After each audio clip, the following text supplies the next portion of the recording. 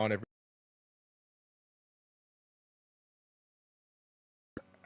Will and I are here. It's going to be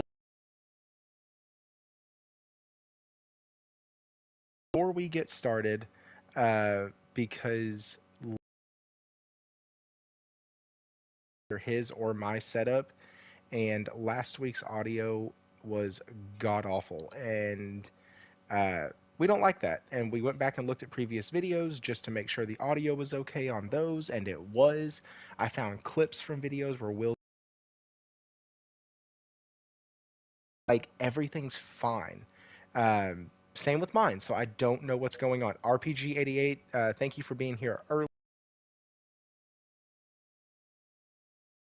Tell you what, why don't you, shit, make up something. Just talk about anything. The sky is falling and meatballs are coming out of it. Man, I should have been a writer when I was a kid. Pretty good imagination. There's a movie about that, isn't there? Oh, so I'm just like Xbox, just stealing shit. Okay, never mind. Oh, we're gonna get into who's stealing whose swag tonight. Yeah, no, but I'm doing good, man. RP, how's everything sounding? Thanks for playing with me. Helldivers, since Thrifty ignores me. So I'm glad I at least have a It's not friend out Thrifty there. ignores you. Thrifty's bonus check was half of what it was supposed to be, so Thrifty has no Dude, money to buy it. So, me too, dude. My bonus sucked asses last bro, time. I was expecting it. It came in on Tuesday, and I was like, you know what? That's not going to cut it. That's not going to do it. But it's okay. My goal is still to have it next week. There's some folks in our Discord that still don't have it. Um, so, yeah, how are we sounding? We need to know, RPG. How are we sounding? Yeah, dude. I mean, look, things are slowing. The economy's not as hot as we would like it to be. I'm glad that the gaming industry is Ah, doing it is good. tremendously well. Okay. Perfect. It is good. Do you need to bounce out and come back in at 9? Nah, bro. I've changed my whole life just to be here on time from now on. So my son hates you. That's fair. He has to, every good story has to have a villain. So let's go. Absolutely. Makes me Okay. stronger. So for tonight's episode, we have some really awesome stuff to talk about. People are blowing everything out of proportion. People can't read, they can't listen. So tonight we're going to break some things down in a very logical way, looking at sentence structure of certain things, and we're going to go to class tonight. Yes, RPG88, I do have a guest. His name is Will777JP. He is more of a co-host, though. Actually, he is not more of a co-host. He is the co-host. Yes, we have no guest tonight, and also I we thought we have had some. Josh. Yeah, No, that's what RPG's no, saying. we had more leaked information about games and what the games are. They're going to be coming. We know 2 of them now. Pretty cool. Also, we're going to be talking tonight about what your biggest playground, but the amazing beauties that were on the covers of these games. Not how they actually looked, because they were all like little, like short, stubby little pixel things. Um, Also, we're going to be talking about PlayStation and how they will not be releasing any first party titles. None whatsoever. They're done. They're dead. They're gone. They're out of existence. Also, PlayStation does people dirty this year, or I'm sorry, this month with PlayStation Plus Extra and Premium. The titles are great, but I will explain why I think they did people dirty later on in the show. Tonight, though, once again, the playground is a place where we come and we talk our noise. That's what we do. We use facts to back up our arguments because we don't want to be kicked off the playground. I open this show up to anybody who has a PS5 and a headset that doesn't sound like a tin can and a string. I would love to have you on if you have a differing opinion. Will has a differing opinion than me, but remember, guys, this is the playground. We come, we talk, we discuss, we argue, we give factual presentations. If you can't handle facts, then, well, you don't have to come in. Guys, speaking of that, facts tonight is what we're talking about. We're talking about Xbox, the facts of what's going on over there. We're talking about PlayStation, the facts of what have been said. Some people might not like my take, some people might not like Will's take, but that's the point. And with that, I'm going to say, welcome to the playground. All right, guys, let's go ahead and get started. Will, what the heck have you freaking been playing? But before that, hang on. Before I turn it over, hit that like button, guys. Subscribe if you haven't already. We are 91 subs away from fan funding monetization. Holy crap, that's going to be awesome. First thing I'm getting with it is I'm going to be setting up a goal fund and all that because I want to get a computer so I can start doing this with full blown timers, actually pull the articles up so we can read through them together and stuff like that. So I have goals for the channel. We just have to get the subscribers to get there. And with that, now I'll move back over. Will, how you been doing? What have you been playing, my guy? I am good, and RPG already commented what I've been playing, and that is Helldivers. Um, Helldivers, basically, I think I got like 30 hours in that game since it came out. That's I awesome. did been mixing in a little bit of Power Wash Simulator, while I'm waiting for some of the guys to hop on to load up the team. And today I took a break from Helldivers and, single player games I can't stay away from for too long. So I started playing Banishers today, which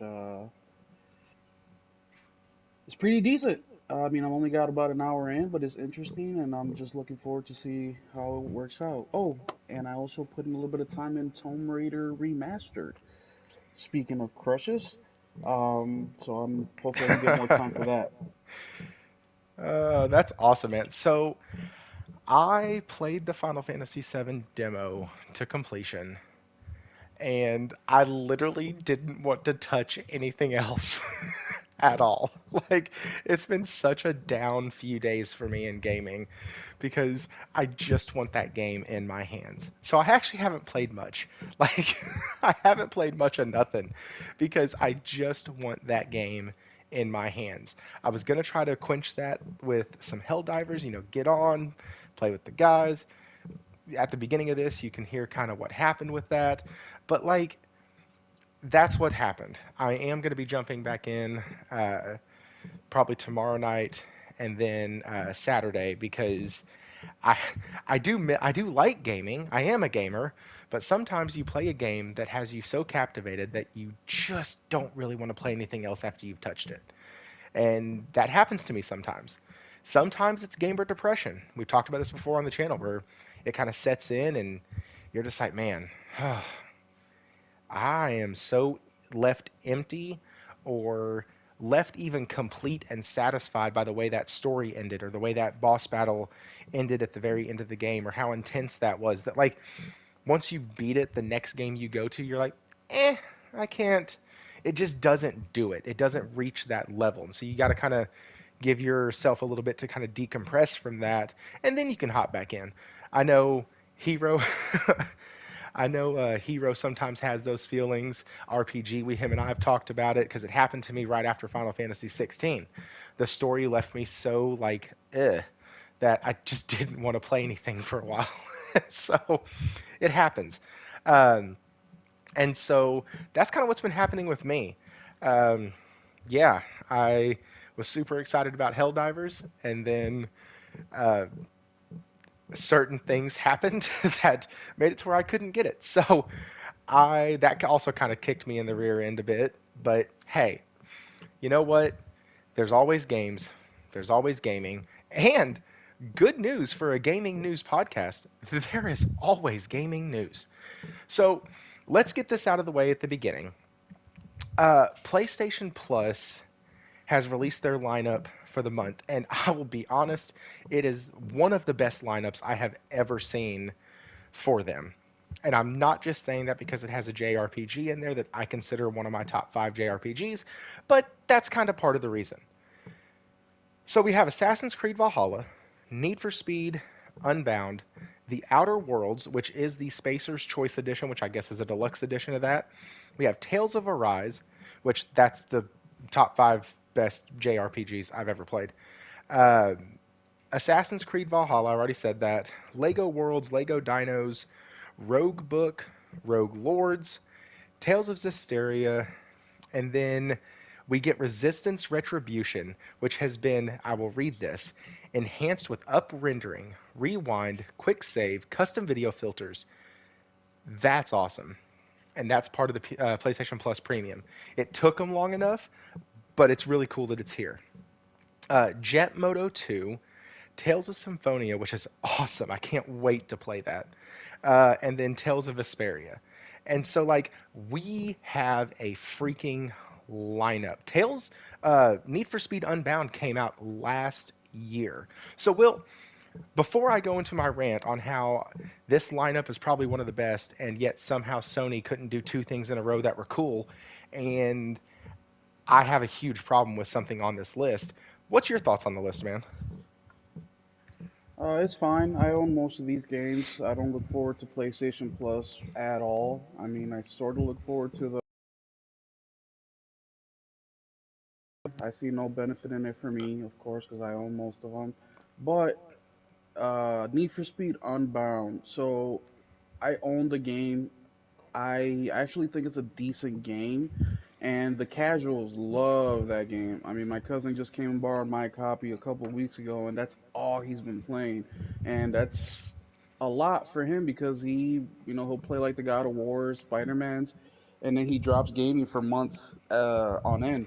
So the fact that he's been playing that for almost 3 weeks nonstop says a lot. So I think it's a good mix of games, some heavy hitters on there, Tales games, of course.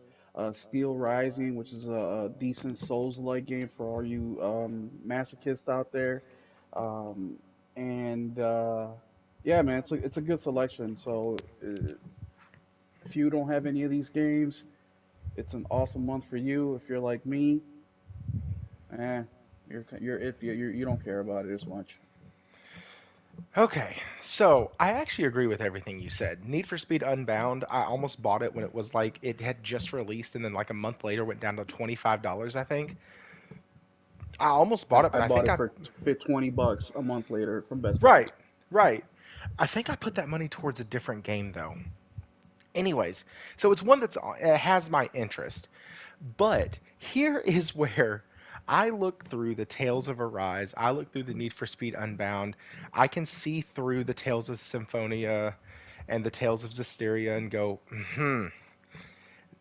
Sony is trying to pull a fast one on everybody. And here's why. This service either launched with or shortly after had Assassin's Creed Valhalla in the lineup. Then, after a while, is the audio messed up again? Ooh, hell no. Mm-mm. Mm-mm. No, no, Satan. You can't come into the audio system tonight. Uh, tad bit. Tad bit of lag. Audio is still good. Okay. Okay, cool. Whew. So here's the deal. They took a game away, and that meant all the DLC that anybody had purchased for it, they couldn't access because they had the DLC but no longer had access to the license to play the game. It goes away because of contract or license or whatever. Well, now this game is not the headline game, but it's one of the marquee titles that they're trying to present to us as this amazing, like, look what we added. Like, that just bothers me a little bit. It really does. Because, like, I keeps the library fresh, keeps people not getting bored. And so, like, but really? Like, that close together? Because I think it just left the service like 6 months ago? 5 months ago? Wait, I don't get it. Why are you making a big stink out of this? Games come and go. Yeah, but that game, okay, so think about it this way. Wait, don't we If, have like Ubisoft Plus or something like that? Isn't that part of the subscription service? but they removed it from it. They Oh, removed okay, okay, Valhalla okay. from it. Yeah, yeah, I know that, but that's weird. They took it out. And then Who put it who back in just knows? a couple months later. Like, that'd be, Maybe. Well, maybe it's here to stay. Maybe they didn't have the Ubisoft Plus stuff worked out completely, so they got it as an individual game, and maybe Ubisoft is because Ubisoft Plus, um, is dog shit. it is In the dog words of shit. P-Rock, But it's dog shit. yeah, facts. But the thing with Ubisoft Plus is maybe Freaking I'm getting confused. concubines. So chat, please, if I'm not correct, please correct me. But I'm pretty sure that they have like a tier system, kind of like PlayStation, where you get, or maybe it's EA Plus I'm thinking of, but you basically can get day and date games from Ubisoft, but not everything, and then something's got everything. Like it's super confusing, but maybe it has to do something with that. But the thing with the subscription service, right, is that, well, one, we don't have day and dates like Xbox or like Game Pass does. I mean, we do get some day and dates like Foam Star most recently. Oh, speaking of Foam Stars, so you know how Square Enix was bitching about that people were comparing them to the Nintendo game Splatoon. Splatoon, yes. Well, in Splatoon, the characters are squids, and squids shoot ink, right? Because that's what squids do. Aw, And you made you're, me ink. Sorry, I have kids. yes. My bad. So you're fighting squids against squids and different color inks, right? Foam stars, you're thinking, okay, they don't have ink because they're people, so they have canisters with foam, and there's probably some chemical thing in there that expands the foam, and they shoot at each other, right? No, the people in foam stars are actually people that produce foam out of their body. So if you didn't know, these people are gifted in the sense, think of it as superheroes, but with foam. So they're literally I'm shooting sorry. Go excrement ahead. from their body in the form of foam into each other. So you will never see Foam Star the same way again. But I just found that out today, and I thought it was disgustingly hilarious. I'm like, oh my goodness. But day and date stuff. So the selling point of the subscription service, I own a lot of these games, so I know that a lot of people aren't like me, so maybe they find a lot more value into it than I do. But to me, the games that they include there is kind of just like bonuses, like it's cool if they do, it's cool if they don't, maybe something that you never would have played or bought. It goes up there 1 month and you have the opportunity to check it out and it becomes something that you do like and you play it maybe to completion and you don't have to spend the money unless you really love it and you want to add it to your collection.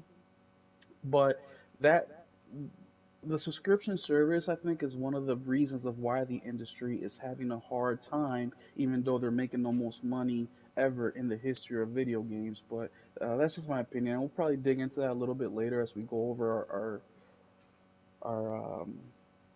The rest of our topics. the rest of our topics. Yeah. Yeah, cause, man, it has been. So last week it was very interesting. A lot of news topics. I was like, man, there's nothing that's going to happen this week until Thursday that's going to give me anything to talk about. And then the internet said, wait a minute, I got you. I was like, oh, do tell. And I'm on X and I'm in the Discord chat and I'm sitting here going, all right, what is all this shit? Because I was feeling like crap from work today, so I stayed home. Like, I almost ended up getting sick on the side of the interstate. I stayed home. And so I'm not feeling well. I'm not really paying attention to my phone. And I get in there, and everybody's talking about, like, PlayStation has no first party games. PlayStation's in the toilet. PlayStation's going to go the route of Xbox. Why is PlayStation doing this? PlayStation just saw Xbox. Like, this whole, like, post after post after post. And so, yes, JP, I understand that the time warp continuum works different for folks in Australia. It's already the next day. And so, like, I see all this stuff going on, and there's an article that was linked, and so the topic of the article was really funny because it's from Polygon, which I'm not used to Polygon kind of leaning one way or the other, but their title and the content of the actual article are hilariously different from each other. And so with that, we're going to dive into PlayStation and how they won't be releasing any major first-party games before March of 2025. We an advanced nation, that's right. Okay, so like I said, this is from Polygon, and it says Sony won't release any big first-party exclusive PS5 games in any of its existing franchises this year or before the end of its financial year in 2025. The company admitted it in its financial report. Okay, so first of all, the first thing I'm going to say is that every single actually, you know what? Let's keep reading because I actually want to get to Toki's actual comment. He says, regarding first party software, we aim to continue to focus on producing high quality works and developing live service games. But while major projects are currently under development, we do not plan to release any new major existing franchise titles next fiscal year, like God of War Ragnarok or Marvel's Spider Man, said Sony President, COO, and CFO Hiroki Totoki. Totoki's comments, and it tells you where you can find them on the actual like printout. Sony has been quiet about its post Spider-Man 2 slate, and Totoki's statement confirms suspicions that PS5 was facing by Xbox in 2022. That's damn sure not what he said. Insomniac's Wolverine, for example, is known to be a long way off, with a recent hack revealing its projected release date to be 2026. Yes. Naughty Dog's next project is unknown, while its Last of Us multiplayer game has been scrapped. For 2024, Sony is leaning on third-party publishers and developers to make up the shortfall. This month will see the release of Final Fantasy VII Rebirth as a PlayStation 5 exclusive, while Sony has snapped up console exclusivity for Konami's Silent Hill 2 remake later in the year. A recent state of play focused on these and other exclusive games from outside studios, including Rise of the Ronin and Stellar Blade. That's four. That's four exclusives. Just want to point that out. And we don't know the rest of the year. Splashy first-party exclusives like Horizon and God of War games are PlayStation's stock and trade. So how come Sony is facing such a long gap between such releases? It could be for any number of reasons, simple bad scheduling luck, or the delayed effects of the production slowdown caused by the COVID-19 pandemic. Stop using that as an excuse. Totoki, who will replace Jim Ryan as interim CEO of Sony Interactive Entertainment when Ryan leaves on April 1st, seems to have an opinion on the culprit. On an investor call about the latest financial results, Totoki hinted that he felt PlayStation's in-house studios could be run better or could be better run when it comes to their business plans and development schedules. So before we get into that, I'm going to take the first half of the article, and Will and we can talk about this because what was said, Sony is not releasing any first-party titles until March of 2025. What Hiroki Totoki actually said was we're not doing. Now, let me find it again. Hang on. So I'm not quoting this poor man wrong. I just figured out how to say his name properly about 2 months ago. So let me make sure I'm not getting this thing wrong. Here we go. Regarding first-party software, we aim to continue to focus on producing high-quality works and developing live service games. But while major projects are currently under development, we do not plan to release any new major. Okay, so if you stop there and pick back up titles next fiscal year, pause. Then I would say, cool, we have a reason to be pissed off now. We have a reason to be frustrated. Maybe. And I'll touch on that a little bit as to why we still don't have a reason to bitch. But here's what he actually said. We do not plan to release any new major existing franchise titles next fiscal year like God of War Ragnarok and Marvel's Spider-Man. So we all know, dear God, I can't talk. We all know that Sony has Santa Monica Studios, has Naughty Dog, has Insomniac, has shoot, good God, I can't ever think of it. Sucker Punch. They have a litany of studios that we do not know what they're doing. We know that they're working on a Last of Us thing, but we also know they have a new IP that they've been working on. We know Santa Monica has a new IP they're working on, but they're also working on more God of War. We know that Guerrilla has Horizon that they're working on, but we know that they're working on something else. We know that Death Stranding 2 is coming, but that's not a Sony first-party studio. We know that Ghost of Tsushima 2 is in the works, but we don't know if Sucker Punch is working on anything else. Maybe a smaller game, a $40, $50 game. Those seem to sell pretty damn good, especially on the PlayStation, especially from fans who like to have stuff to nibble on before these big, huge titles. Yeah, Blue Point, Team Asobi, all of these. And so we don't know with some of these how far along they are. But even if they're far away, okay, hear me when I say, even if they're far away, we have 4 games already slated for the year that are exclusive to my plastic box, to to the PlayStation 5. I don't give a damn if that's a 6-month exclusive, a 1-year exclusive, a timed exclusive, a coming to PC in 2 weeks exclusive. We have games that Sony either owns the property or owns the rights to the game for a short amount of time or a designated amount of time, and all of them are coming this year. That already whoops the ass of Xbox. Already, already. We can't do that, Thrifty. We It, can't compare it to Xbox. Xbox is null and void. They're not even competition. I mean, the numbers speak for themselves. 54 million versus 22 million. This is not no, even. no, no. I'm comparing it to Xbox because Xbox shoved their nose in this when it didn't belong here. Well, we know that they That's are. that's why I'm talking They're about not it. all there. They're still trying to come to reality here. They're not. We really have to be speaking. I'm sorry, I didn't mean to cut you off. Sorry. Mm-mm. Now go ahead.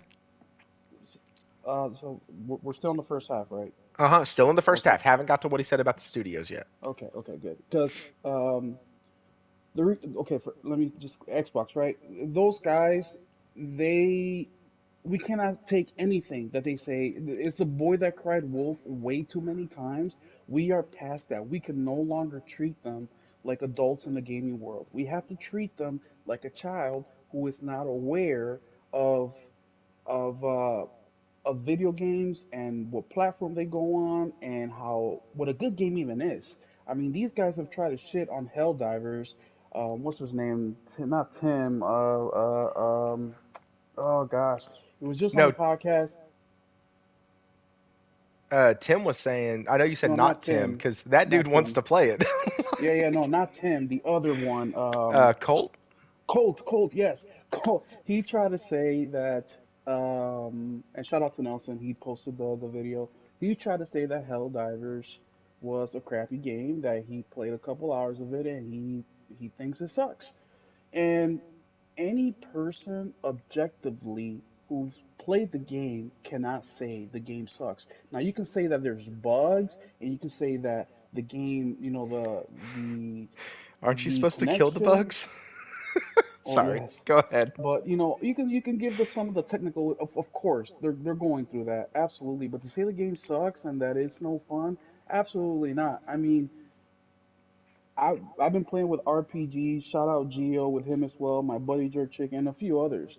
And there's guys that are just waiting to get into our 4-man team. There's guys that are like, all right, I got next. They're sending me DMs like, hey, let me know when somebody drops out, somebody goes to bed, somebody, whatever. I'll hop in. And that line will go. There's guys that have been playing like me. I got 30 hours into it. My buddy Jerk Chicken, he's got close to like 40, 50 hours into it since the game came out. It's one of the most, it's so fun. I haven't had so much fun playing the game in years.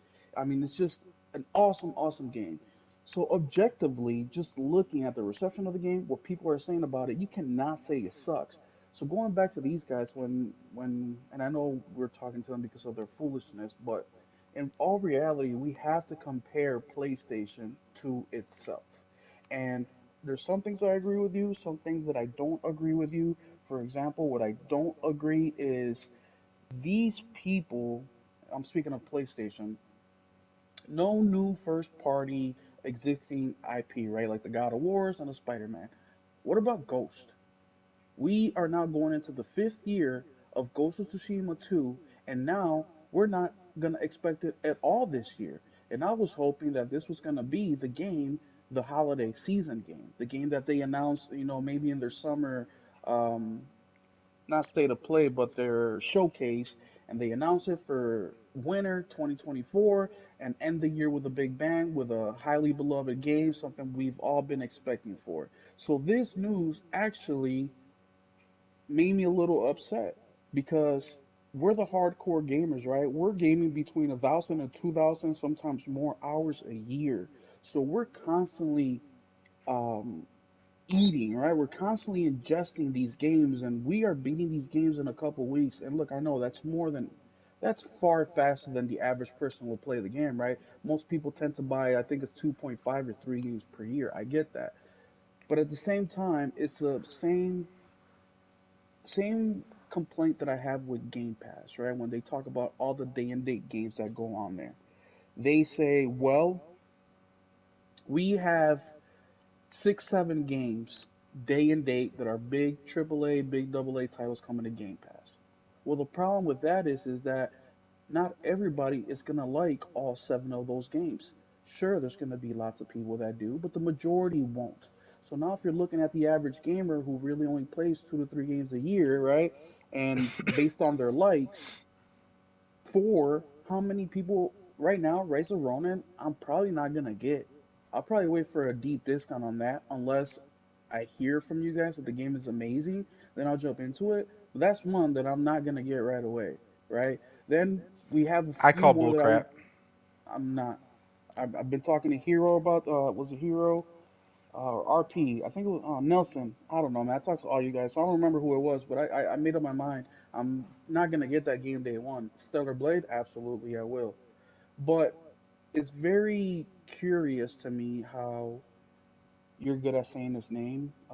The Hiroki upcoming Totoki. Hiroki Uh huh. Totoki, right? Yeah, you can Hiroki thank Josh for Totoki. that one. He helped me Thank you, with the Josh. phonetical sounding out of that a long time ago. Thank you, Josh. I am looking forward to your report on the game. But Hiroki brought up something very interesting to me on how PlayStation has to get better with their time frames, has to get better on their basically their management with these studios. And I agree 100% because if PlayStation is the number one console seller in the world, right? They're selling more console faster than anybody. Their games are super high quality, but yet you're not at a steady pace of releasing these games, then we have a problem. The only other thing that is giving me a little bit of leeway is how they didn't say no new IPs, right? So what I am expecting this year is that PlayStation drops two new IPs this year. Stuff that we've never heard of before, not no live service crap, just single player narrative driven games like we love. I expect two of those in order for me to keep the momentum of positivity and praise going with PlayStation. Because as awesome as Helldivers is, right? And I'm not taking anything away from Helldivers. This, with what came out yes or the last couple of days with their financials, has started to plant some seeds of doubt in my head, and I am not liking it. And as the days goes on, these seeds are starting to blossom into full-on doubt, and we'll get into that a little bit more as the show goes on. Well, hey, let's trim your seeds a little bit, okay? Pause. Here's what I'll say about your seeds. Every time, last year when you started coming on the show, every single always brought me back. And I made a statement last year after uh, no, it was the beginning of this year in January when they released their slate of games coming out for the first 3 months. And I had just done a show 2 weeks prior talking about how I didn't think we were going to get games. It's really bothering me that they're not talking. I can't believe they're doing this. This is bad. Why are they keeping quiet? Why don't we have anything? Why don't we know anything? And then everybody was like, no. I mean, have they ever not given us games before? No. Okay, cool. And then they released their schedule. And I'm like, all right, I'm not going to go through this roller coaster that other channels do where it's, I'm so pissed off at Sony because they're being quiet to then they open up and reveal and holy crap, we have all of these games, we have all of these things, we have so much stuff to play. and then they do something else and they be quiet again, and you're like, well, why aren't they talking? What's going on? Why aren't we doing this? And it's just a cycle that we get into that I will not go down again until I have concrete evidence as to what happens. And I won't be getting that until December of this year. Well, I'm not mad at, or the seeds of doubt that I have are, it's not because of what PlayStation is not saying. My seeds of doubt are because of what they are saying. So there's a little bit of a difference of where we were at a couple months ago till now, because before it was we didn't know, right? They weren't saying anything, and then we got the information and we were like, okay, now we see what you're trying to do. But my seeds of doubt are coming from what they are saying and what they've been saying these last couple of days in specific, and more importantly, who it's coming from. That is where the seeds of Hmm. doubt are coming in, and it's worrisome, man. And I bring up Helldivers, and the reason I bring up Helldivers is because Helldivers came out on PC and PlayStation 5 at the same time. I would have preferred Helldivers came out on PS4 and PS5 at the same time. I think that this is only going to um, flame the fires. I think that this is going to give them some false confidence as far as day and date, PS5 and PC, and even more bothersome, I've been seeing a lot of people agree with this day and date on PS5 and PC for live service games. Now, this isn't anything new, right? We've been having this conversation for a long, long time. The conversation's been, okay, live service games will come to PC and PS5 day one because, of course, they need the player count to keep the game going. Solid argument. But my counterpoint to this is 200,000 active, or the Steam numbers, right, have been 200,000 of peak gamers for this game. We got a tweet from the CEO of the company that made Helldivers. I can't think of their name right now. And he said that they're close to a million in just a few days. So that leads me to believe that 200 is the peak of users in PC. So just me guesstimating over here, let's add on another 100,000 in sales to that, right? So a total of 300,000. So the left, or the remaining balance of that million, will be coming obviously from PS5. So you're looking at 700,000 gamers that have purchased the game. Now, when you take these numbers, right, plus how many, the number just came out for PlayStation 5 sold, 54 million, right? And we actually think, or at least I do, I think that these numbers may be a tad bit low. I think they may be closer to 56 to 57 million, but hey, I'm just going based on the information that I'm seeing. So if we're going day and date on PC for the number of gamers to have access to this live service game, dude, you have it already with 50 million plus. So then that leads me to believe, so then why are they really doing date and date? Because if we saw with Helldivers, they did no beta, they did no early access, and look how the condition of the game is in. And then we go to the tweet that I sent you earlier in the DM, Thrifty, the president of PlayStation, right? Not the president. I'm sorry, the president or the CEO of Sony, not from PlayStation or not any other department. He said how in the past they wanted to popularize the console, and first party titles' main purpose was to make the console popular. It is Hmm. true, but now they want to expand more. And I've been seeing people go with the same old discussion of no, they're talking about day and date on PC with the live service games, right? Not the first party stuff. For how long? How long do you think? Look, Herman Holtz and Mr. the new guy for PlayStation, they can say what they want. But when the president of Sony says jump, they're going to say how high. And unfortunately, with these CEOs and upper management, when they have an idea, they want to run with it.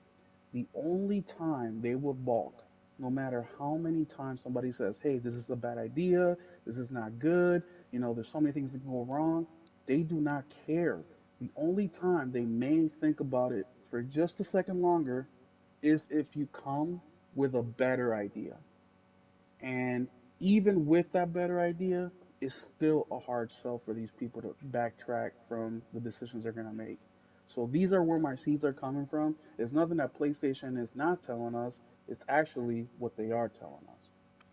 So, we're gonna read that real quick. So his statement. You read the first part of it. In the past, we wanted to popularize consoles, and first-party titles' main purpose was to make the console popular. Ta-da. Hmm. Uh, this is true, but there is a synergy to it. So if you have strong first party content, not only on our console but on other platforms like computers, so he didn't leave it open like Xbox did. No, yeah. So PlayStation's not going to be coming to Xbox or coming to Nintendo. No, no, no, no. Um, like computers, a first-party game can be grown with multiple platforms. And that can help operating profit to improve. So that's another one we want to proactively work on. I think personally there are opportunities out there for improvement of margin. So I would like to go aggressive on improving our margin performance. Okay, Hmm. so he said a lot and didn't say shit. No, he Okay, said he said exactly what they wanted to do, and it's no, no, no. dangerous. Listen. I'm going to very easily break this down and potentially explain exactly what he said, or at least give a convincing argument for why it could be read the way I'm about to interpret it. Okay? So I'm not going to say that I know exactly what's going to happen. What I am going to say is he's an investor. This is an investor's call, and he is a money man trying to convince people to keep their money with them and give them more of it. So what he didn't say is that we're going to be releasing first party games day and date on PC. It's not what he said. What he didn't say was that our first party games like God of War and Spider-Man are going to be released on the PS5 or the PS6 at the same time as they are released on the on the PC. What he did say is that we want we want these games to be grown multi-platform, and that can help operating profit to improve. So that's another one Hmm. we want to proactively work on. Jim Ryan himself said that they would be putting games onto PC. Now, people jump to this and say, all right, cool. So you want to put games on PC? Yeah, I want to put games on PC. All right. We need to get better at getting our titles there because since we have been wanting to do this, we've only gotten like 7 or 8 titles over there, and we have 100 different titles in our library that could be on PC that we could be making money for, growing our brand, growing our property. So when the new title comes out, because Sony likes to do sequels, people then buy a PlayStation to play the newest one. They don't have to wait for the PC port. He doesn't say Also, that though. no, no, no, He no. says before, he said before, console was our main purpose. Before, meaning that that's a past tense. You're coming into the assumption that console is still their main focus, and I'm not so sure about that. But because he follows it up with, this is true. So what he said was, it's our main focus. We wanted to use these games to popularize the console. And while that is true, there is a synergy to it. So you No, have you're a right, but strong, why bring it up in a past? See, what he's because saying this is I think he wants to improve the cadence of releases you're giving him too using a lot much of, benefit of the doubt. He is saying this. The only why reason you have say they that given is me a to reason not to? well, Have they given me a reason not to give them the benefit of the doubt up to this point right now? absolutely they have.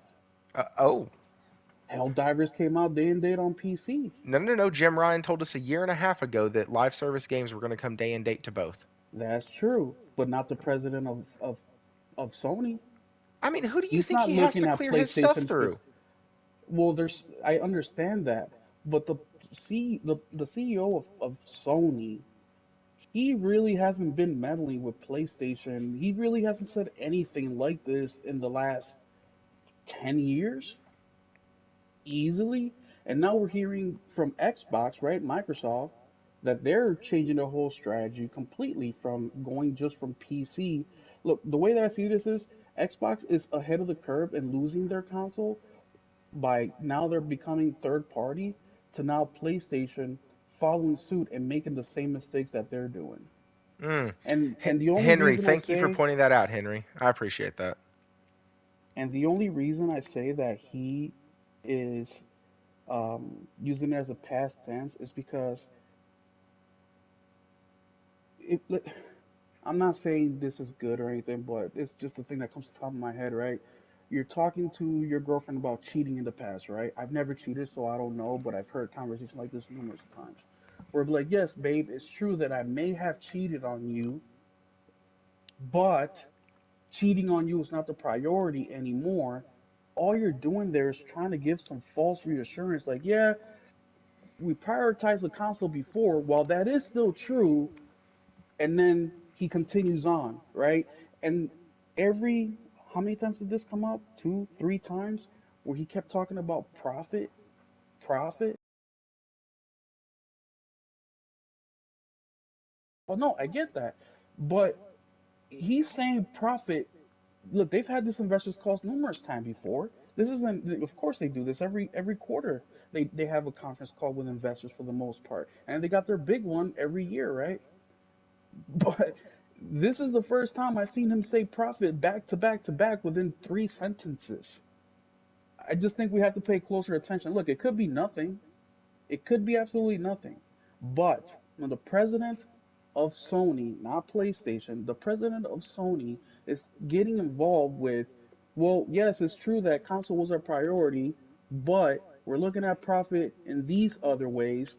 What other ways are they talking about? Obviously, we know that they're not going to be releasing any major IPs this year, right? We know No, that. no, that's not what they said. They're I not going to be releasing I'm not saying that, no, existing IPs. existing. Yes, we know this. Existing IPs. They're not releasing any of those this year.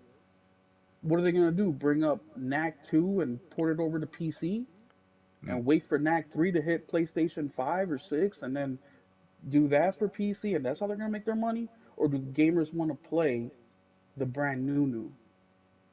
Ex- yes. Or not I'm going to say PlayStation gamers, but yes to PC both of gamers. those. I'm going to say yes to both of those.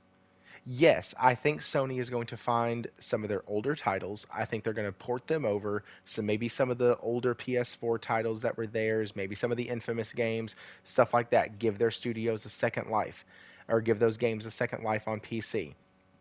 There's a couple PC studios that we have that do great work. Nixus is one of them. And so, like, I think that when he's talking about getting these, because he says he wants to improve, we want to proactively work on. There are opportunities for improvement of margin, and I would like to go aggressive on improving our margin performance. That doesn't mean, and to me at least, that doesn't read that he is going to put games day and date from PlayStation onto PC. What that tells me is he wants these studios where it takes 2 years sometimes to get games, or 5 years, or games that haven't even been able to release on PC. He wants that to go faster so they can make more money earlier on in the game. So Jim Ryan said a year. Not a lot of games have hit that exact 1 year mark for the first party single player exclusives. There's not a lot that have hit that. And so Jim Ryan, or sorry, either Jim Ryan or Herman Holst, I can't remember, and I'm going to keep saying Jim Ryan because I'm an idiot, but Josh in the chat told me it was Herman. But like, that is a new revenue stream bringing in new gamers, and when the next Spider-Man releases, what happens? It sells 25, 30 million. But they Why? sell that already with the new IP. I mean, look at God of War 2018. That sold crazy, and there's never been a God of War on PC before. So what I'm not disagreeing that that's part of the plan, which I agree it is part of the plan. they're gonna do exactly what you're saying. But what corporation isn't greedy? Like, let's be real here. They're willing. Look, I'm not. This could be a nothing burger. I'm just saying there are question marks popping up based on what they're saying. Herman Also, Hulst this told dude us, is the interim. I'm not too worried about what he's gonna do or not do. He is. I just hear this as a talking wait, suit. the president of Sony is an interim. No, no, no, no. He is going to be the interim for Jim Ryan until they hire a new head of president CEO of PlayStation. Yes, but he's still the president of Sony. Yes, correct. He's the So he's CFO, Chief Financial yes, Officer. exactly. So he's the money guy of Sony, not And you're PlayStation. surprised that he's talking about profit a lot. No, I'm That not surprised at all. But what the things that he's saying and the way that he's CFO. saying them, We got it, Josh. We got it. He's the CFO. We got it. yes, we yes, Josh, jeez, the chief financial officer, dude. No, just it's just the way that he's saying things, in the format he's saying them, in the order he is saying them, and who is saying these things is the things that are worrying me. And look, my Eh, worry could be nothing, or it could be a thing that's 5, 10 years down the line. Who knows? But there's credence into what I'm saying based on what he said. I think that both. I think that the When I here say is just the things that I'm saying, yes, I'm adding, right? Because sure, sure, he's sure. not saying the things, but at the same time, the guys that are saying the same thing you're saying, Thrifty, you're also adding because he didn't say that Yeah, either. yeah, yeah. So you No, no, can't no. look at what I'm saying and be like, oh, Will, you're completely wrong because what you're saying is completely wrong as well. We're all just speculating here, real quick. No, That's and all that's we actually what like. I was about to say. I think that you can read it that way, and I can read it the other way. And I think that because it is an investor's call, it is left open ended and vague enough to where people can read into it a couple different ways. I think that happens a lot in these type of meetings, and that happened a lot with Xbox too. It just so happened that one side was reading it one way and the other side was reading it the other. Concord, Fair Games, and Marathon. What's up, J1? I've never seen you in here before. Uh, welcome to the playground. Yeah, A what's up, few man? few shout outs real quick. Josh for keeping us honest and letting us know how to spell and say CFO. Appreciate you. JP Loco, thank you for stopping by. Guys, I'm super happy all of y'all are here. There are a ton of shows on right now. My boy Jez is over there. He's live right now. He hit over 1 million views, got his little certificate in. So that is freaking insane. Uh, so that's really cool. I know Brap is doing a show right now. So like the fact that y'all are here, I really appreciate it. Um, talking about things. Hey, thank you. I'm new. Hey, I appreciate it. I really do. I do appreciate it.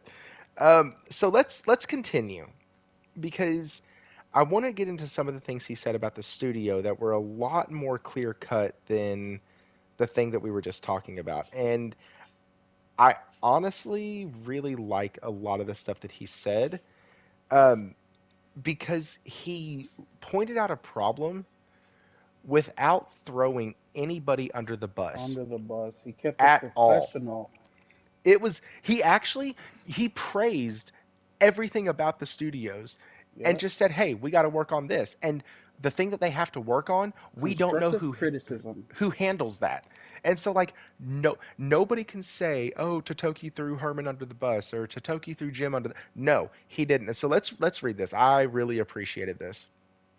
Um make up the shortfall, blah blah blah. The website reloaded, had to refresh all the ads on it. Tell the financial results, bullish Jim Ryan, blah, blah, blah. Reason for the gap. Pause. Um, okay, here it is. Splashy first party exclusives like Horizon. Sony is facing such a long gap between releases. Could be for a number of reasons, simply bad luck or the delayed effects of the production slowdown caused by the COVID-19 pandemic. Totoki will replace Jim Ryan on an investor's call. Latest financial reports. Totoki hinted that he felt PlayStation in-house studios could be better run when it comes to their business plans and development schedules. People who work in the studios, this is in quotes now, people who work in the studios have very high motivation. They're very highly motivated. In other words, they're paid very well. They're very good people. They have great creative minds and knowledge of live streaming. I think he meant to say live service there, but I'm guessing something with the translation because this was all done through a translator. However, having said that, when it comes to the business, because he's the financial guy, I think there is room for improvement. And that's to do with how to use money, the schedule of development, and how to fulfill one's accountability towards development. Those are my frank impressions. I will continue to engage in dialogue with the people so that we can find the right way to proceed. Regardless of the reason for it, this is now out of the quotes. Regardless of the reason for it, a gap in big first party games will have an impact on PlayStation's business. PlayStation is having an enormously successful year. The gaming division reported a record quarter in terms of revenue, and PlayStation Network hit an amazing 123 monthly active users, with 55 million of those being subscribed to PlayStation Plus. I added that from a different thing I read earlier. But Sony has lowered its aggressive forecast for PS5 sales in this financial year from 25 to 21. Yeah, I think they're going to beat that. Anyways, and Totoki soon said he expected a gradual decline in PS5 sales starting in Sony's next fiscal year, partially due to entering the latter half of the console life cycle. Okay, so that is actually, he told us a lot there, and a lot of this can't be mixed or parsed or anything. It is what it is.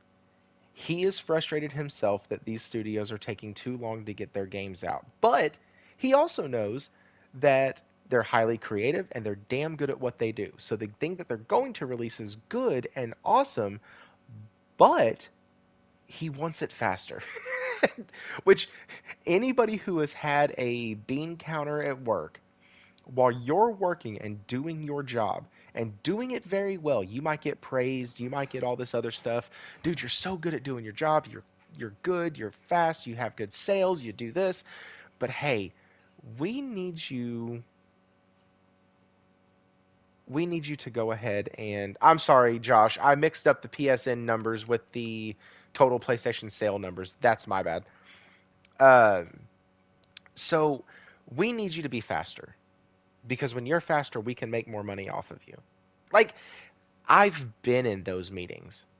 I've I've had managers and bean counters look at me and go, $145 a copy, and your average time on ticket is this. We need you to go ahead and increase that to 180, and we need your average time to come down. We want you to do better at what you're doing and cut down the time it takes you to do it because then they make more money off of you. You're called a producer. That's what you're called. Uh, Companies have producers and they have drains, and drains are your managers, your uh, upper management, overhead, stuff like that. Those are the things that drain resources. As a producer, you're the ones who make the resources that they then get to drain. And so if you can do that faster, everybody's happy. So he's looking at the investors who are probably sitting here thinking, I don't know, I wasn't there. Man, they haven't released games in a while. Is everything okay? Yes, it is. We're fine. Super good stuff cooking, but we really do need to get faster and better. The other thing that he said, which, to be honest, I agree. Like, because I know that once I'm holding Ghost of Tsushima 2 in my hands, I'm not going to give a shit that the game took 7 years.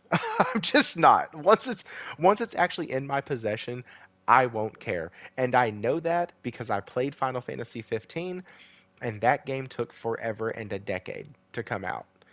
And when it finally came in my hands, pause. When it finally when I was finally holding it, I didn't care how long it took. I knew that the game was a Final Fantasy game and I was going to love it. Now, the story aside, the game was really fun. So I understand what he's saying, and I like that he didn't parse his words there, and there's no way to mix that up. You aim lower, you always aim higher, lest you end up like Xbox. Absolutely. And then the next thing he said gives us a clue as to when the PlayStation 6 is coming.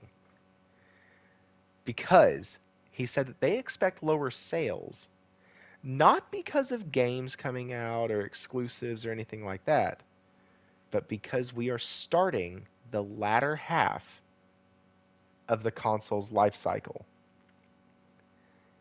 That's interesting. So that means the console's probably going to go for 7 years, which is nuts. Because I I think have that been. Sorry, let me finish this real quick and I'll pass it over. I have been saying for a while, and others have too, that because of COVID and the delay in releases and all this other stuff. Oh, yeah, that's true, Josh. It's going to last for 6 years then. That they would have extended it out and it would have been a 9 year, maybe even a 10 year window. But anyways, Josh, or not Josh, damn it, Will. I feel like Josh is here as much as he's having to correct us. um, Will, what are your thoughts on these couple statements here? so. First off, the people who thought that, I don't know where they got that idea from. I mean, I understand COVID, but these console cycles are only going to get lesser and lesser and lesser every year. Back in the early 2000s, computer hardware would advance only so much every few years. That's true. Now it's advancing multiple times in a year. Who is PlayStation real competition here? PC, right? That is PlayStation's real competition. Okay. That's who PlayStation is competing against, being real here. Not I'm sorry. I Nintendo. disagree with that vehemently, but that's okay. Who else? Sega? They They don't don't make a have console. competition right now. Well, no, That's because they have gamers, so mobile and PC are their competition, right? They need to get people into the ecosystem. That's number one. Number two is get them to buy the hardware because with the hardware, you get all the accessories, all the controllers, all the plates, which, by the way, they've been doing such a shitty job, right? But they're going to be advancing these because of how fast technology moves. So this is not surprising to me at all. And the PS6 would not surprise me if it was only a 5 year term, right? I was just thinking about this the other day. Now, it's probably really stupid. It's probably really idiotic, right? But I was actually thinking that PlayStation, I don't know when, probably the next two or three consoles, they will probably vacate the console market as we know it per se and come out with a PC type console, like a hybrid between the two, where you can update the hardware more frequently while still having the simplicity of a console. Something where they can just update and keep things going efficiently and without giving the customer too much on their plate as far as messing with the settings, messing with the updates and hardware, to the level that PC gamers do now. That's just a little prediction that I have for the future of PlayStation. But going back to the CFO, when back in '07, when the housing market collapsed, there was a thing that a few investors did, which is they shorted these these these investments, right? Because forever the housing market was known as a solid investment, right? And once they figured out that it was all bloated and fluffed up, it collapsed. And it's the same thing that happened with GameStop a couple of years ago, where the reason it went up so crazy is because people were trying to stick it to Wall Street, and it's called shorting a stock. That's basically you're betting against it. Well, this guy in '07, he ran a small investment firm, and he was really good at his job. And when he took investors, he had them sign a contract saying, I have full authority of the money. Wherever I decide to invest it in, that's where it's gonna go, right? And just give me a second to explain where I'm going with this.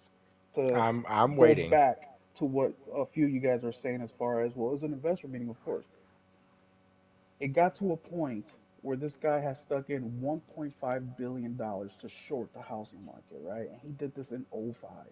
Well, as you can probably predict, the investors weren't very happy with this.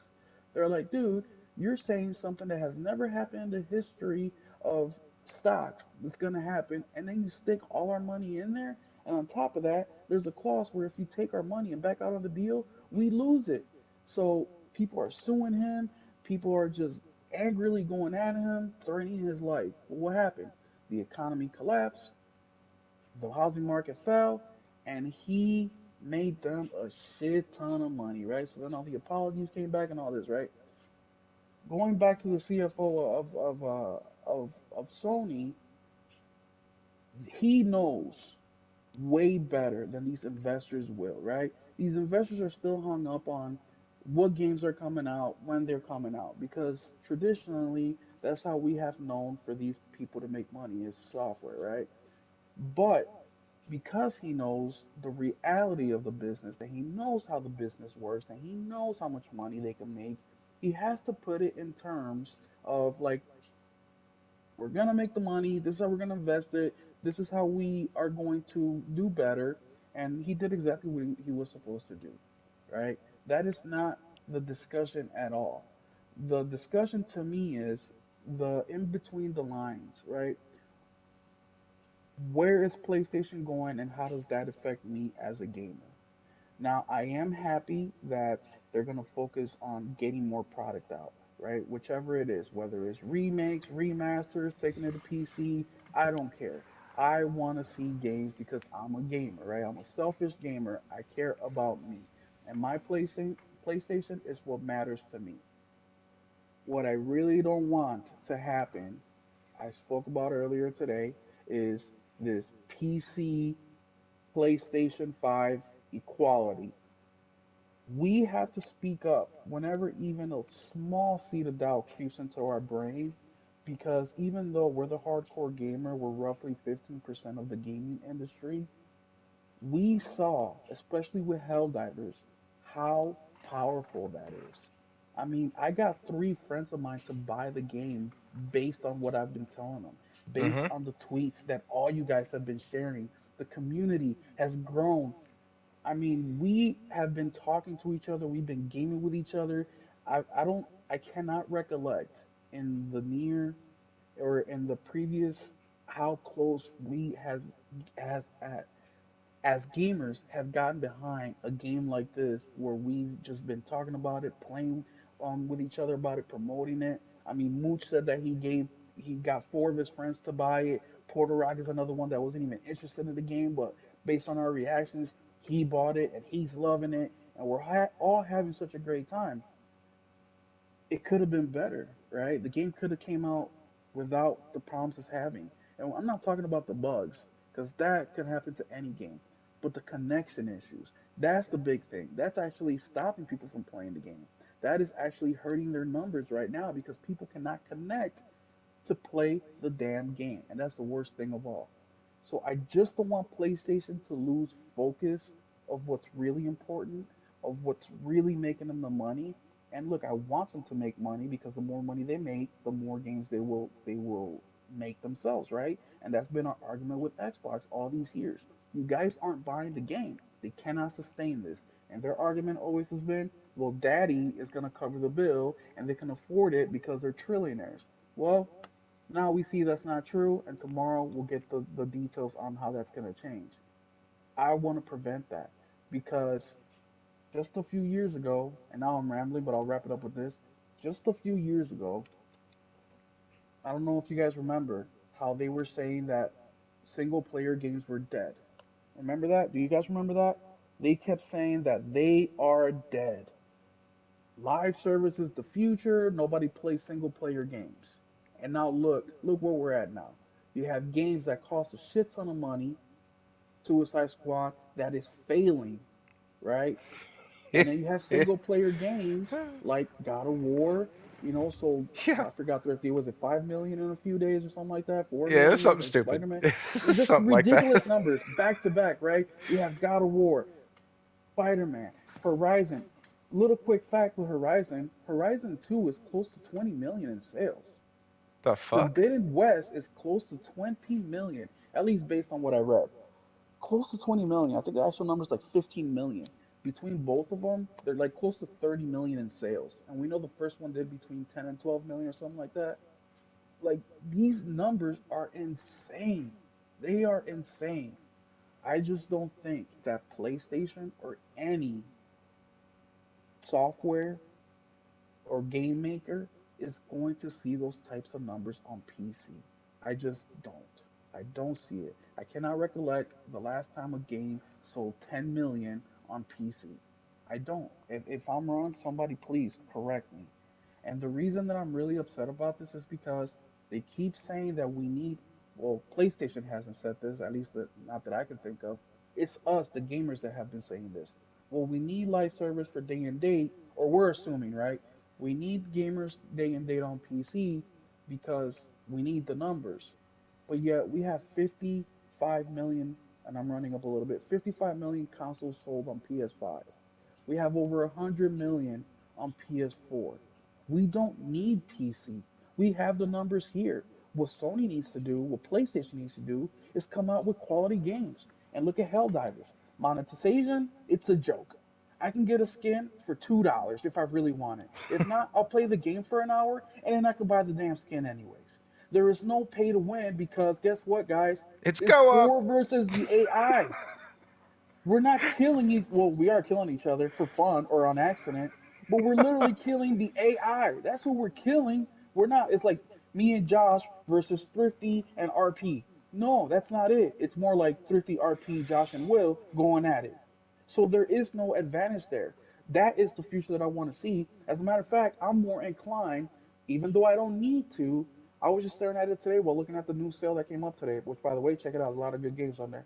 But I was like, man, I don't really need this, but I love this game so much. They charged me 40 bucks for it.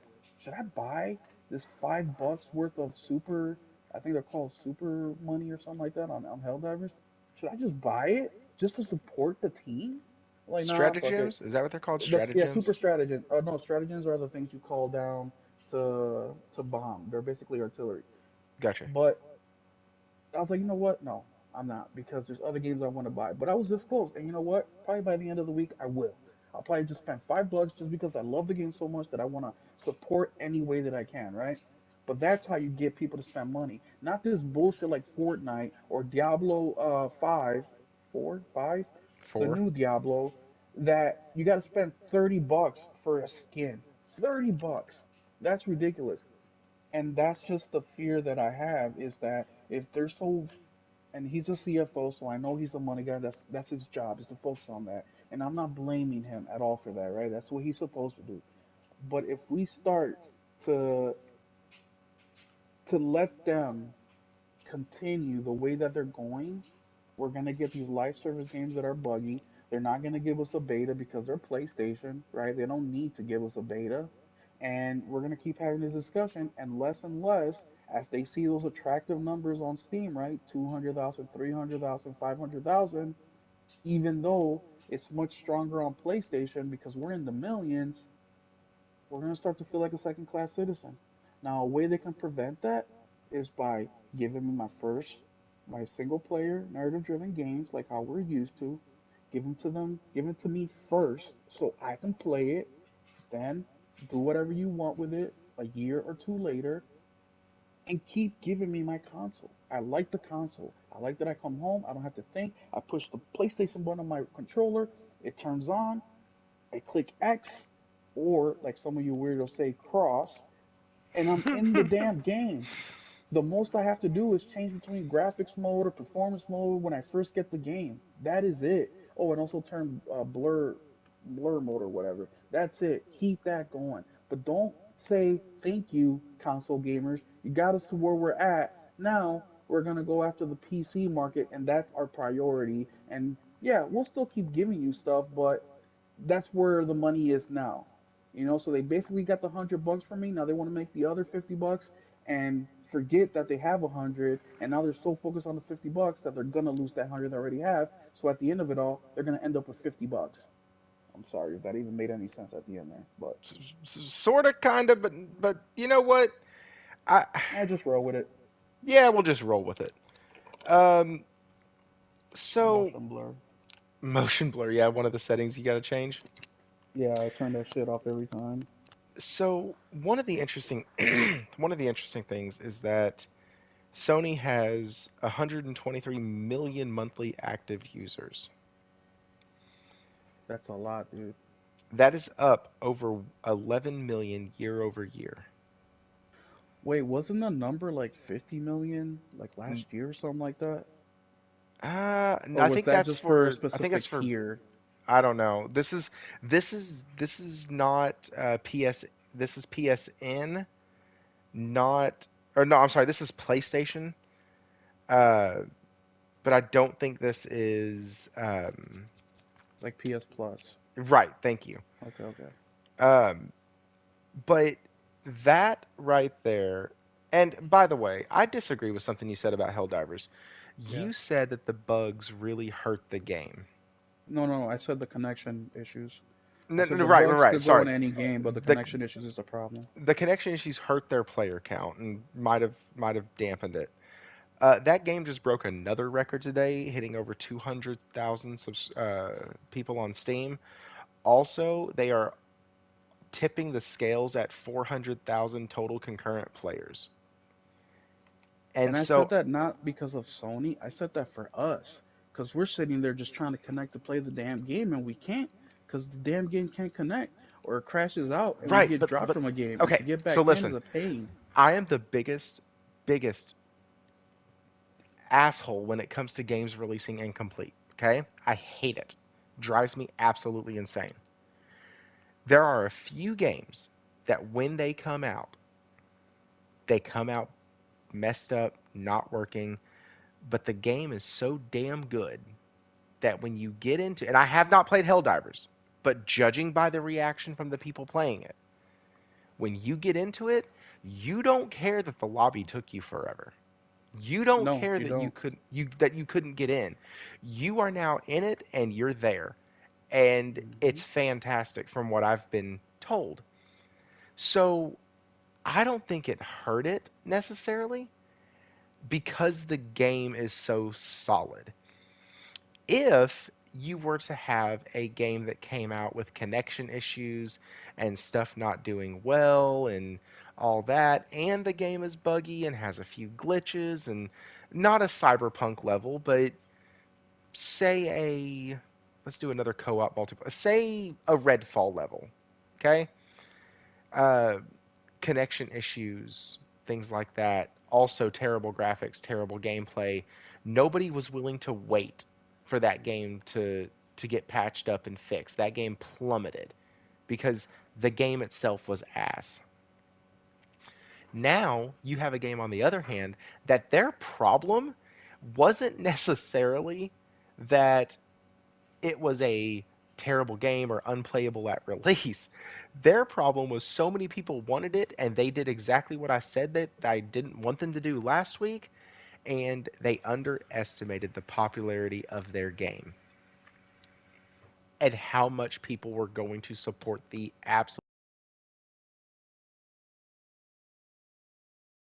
They had to go, oh shit. Okay, so the place that houses our servers, we've now secured more, and those filled up in 5 minutes at a max of 360.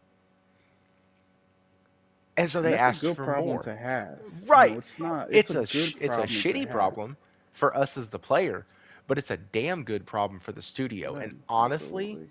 what it tells me is that whatever thoughts I had about this game, maybe it's $40, maybe the movements are a little stiff, maybe all that, whatever, doesn't fucking matter. And let It me is push a back a little great bit game. on that. And I agree with you, by the way, Thrifty. But I just want to be the devil's advocate here, right? Um, so yes, you're absolutely right because me personally, right? Me personally, I've had those issues, but not like PC gamers are having, right? But Sure. just to play devil's advocate, just because a game is good does not excuse this. We paid the money for it. Doesn't matter if the game only costs $1. It's still a retail product, and I expect it to perform how it was intended. And second thing, my biggest gripe, it's not even that it has connection issues, but and this is just me being an ignorant consumer, right? Because I don't know how this technology works. I know some because I'm a gamer, but I really don't know. But the way that I see it and the way some other people see it, I know Hero, we've had this discussion on X. Something that really rubs me the wrong way with this is, oh, so you have connection issues, and on top of that, you're day and date on PC, and on top of that, you push out their patch first? Hmm, okay. So now playing the devil's advocate to my devil's advocate, what if you just released it on PlayStation 5? It wouldn't be so overburdened, right? You fix the issues, if there was any, and then a month later you release it on PC, or 6 months later you release it on PC. But this is where what frustrates me is I understand why they're doing it. I understand that the financial reward is great, but I don't care about that. I care about my ability to game. Why can't you just give us the damn game, let us enjoy it working properly, and once it's the whole thing. Before you clean up your house, clean your room. Before you clean your neighborhood, clean your house. Before you try to change the world, change your freaking city first. And that's all I'm trying to go with the Helldiver situation and with PlayStation as a whole. Is take care of your core first. Make sure their games are working properly first. But besides that, dude, the game is freaking amazing, Thrifty. Oh my goodness. You're gonna feel like a kid, dude. You're gonna go to bed thinking about this game. You're gonna wake up thinking of and chat. Please say something if I'm lying. You're gonna just be so excited. You're gonna be talking to all your friends about it, your family members, your coworkers about it. The level of fun remind I haven't had this much fun in the game since I was a kid. Just the anticipation of it. And not, oh, the anticipation, the game came out, I played it, the anticipation is over. No, the anticipation is going. It's still going. Every day I look forward to playing this damn game. Every day I want to level up and unlock some new missile or unlock some new weapon. And it's so easy to do so. I mean, it's just, I haven't experienced something like this since I was a kid. And that's really cool. And I think it's those experiences that for this game to hit those, it's probably how it was able to knock down Power World, which is Yeah. honestly insane to me. Mhm. Um, because Power World came out and it hit hard and then fell even harder. Like that's nuts. But let's move on from this because we weren't supposed. This wasn't supposed to be a Helldivers stream. Um, let's get into something really easy. So as I was looking up articles for tonight, I came across one from Kotaku, and I just saw the headline, and I was like, I'm gonna ask that question tonight. Who is your biggest video game crush? Chat, you can get involved in this one too. What? Who was your biggest video game crush back in the day, or even currently? I gotta correct myself. First one dropped on PS console March 5th. Oh, yeah, yeah, yeah. It was a timed release back then. Talking about that. Okay. So I want Will's thoughts first. Will, how goes it, So man? I have three actually. My very first one, when I was like 7 or 8 years old, was Lara Croft Tomb Raider. I just bought the remaster, and she looks amazing. She is banging, right? So that's my first one. I wish I could see the visuals that I'm seeing now as an old 35-year-old when I was 8, but that was my very first one. My second one wasn't actually till later in life, and some of y'all are gonna look at me real funny for this, but it's Aloy. I don't know what it is. I think it's the red hair. I Uh-oh. mean, her Frog's face gonna come isn't. for you. I know. That's why Frog's I'm gonna come saying after that. you, man. Frog is really gonna kill me. I don't know what it is. Maybe it's her badass, killer freaking. I don't know. I just don't know. But something about her I really, really like. And my newest crush, which actually, I mean, it's not a crush, but it's like she's hot, is Tifa. as much as I really don't think Final Fantasy 7 is, what you guys say it is to me. I think Tifa is. I don't know, man. Like I wish she was a real person. I wish I was married to her for real. That's hilarious. So, real quick, some people in the chat. Here you go. Here we go. We got Laura Croft, Chloe from Uncharted, uh, Morgan from Darksiders. Chloe's hot. Yeah, that's not his wife, is it? Or is that his wife? No, Chloe's the Indian chick. Um, His wife was the blonde, wasn't it? yeah, yeah. But wait, question for you. Chloe from Uncharted 4 or Chloe from Uncharted 2? He That's the just said real question. he said Uncharted Oh, 2. Uncharted. Oh, there you go, RP. Good Yep. taste, my man. Twana from Crash Bandicoot. That's awesome. Uh, okay, so mine was it was Tifa and Aerith for the longest time. But thankfully the folks at Square Enix gave me a person who embodies both of them. And that is Yuna from Final Fantasy X. She I've always thought that the character work with her, all of that, she's gorgeous, but she's that. Oh, what about Renoa? Oh my God. Yes. Yep. Okay, so maybe I do have more than just one. Because Renoa was like, yeah, yeah, perfect blend. Down home, could take home to mom, and could handle herself in combat with her, the whatever the circle things are called. Um, like, absolutely. So, anyways, that was just a fun little thing, a little bit of a palate cleanse. Uh, because now we are going to get into what I like to call the meat and potatoes, or since we're on the playground, the chicken rings, mashed potatoes, and peppered corn. And if y'all don't know, or if y'all have never had that from a school cafeteria, that stuff's banging. All right, I'm just gonna be honest, or at least I remember it that way. Chicken ring day was the day. Anyways, Dude, speaking real quick, you ever had mock chicken leg in school? chicken leg? Mock chicken leg. No, my school fed us quote unquote real food. Oh, dude, we used to get it. Yeah, my school didn't.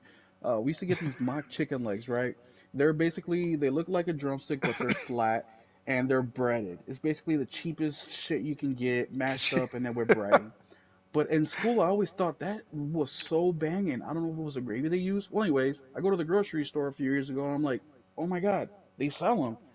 And I should have known something was wrong because they're like $3 or $4 for like a pack of eight, you know? And I buy them. I'm like so excited. I bite into it. I'm like, this is not what I remembered. So, what is it?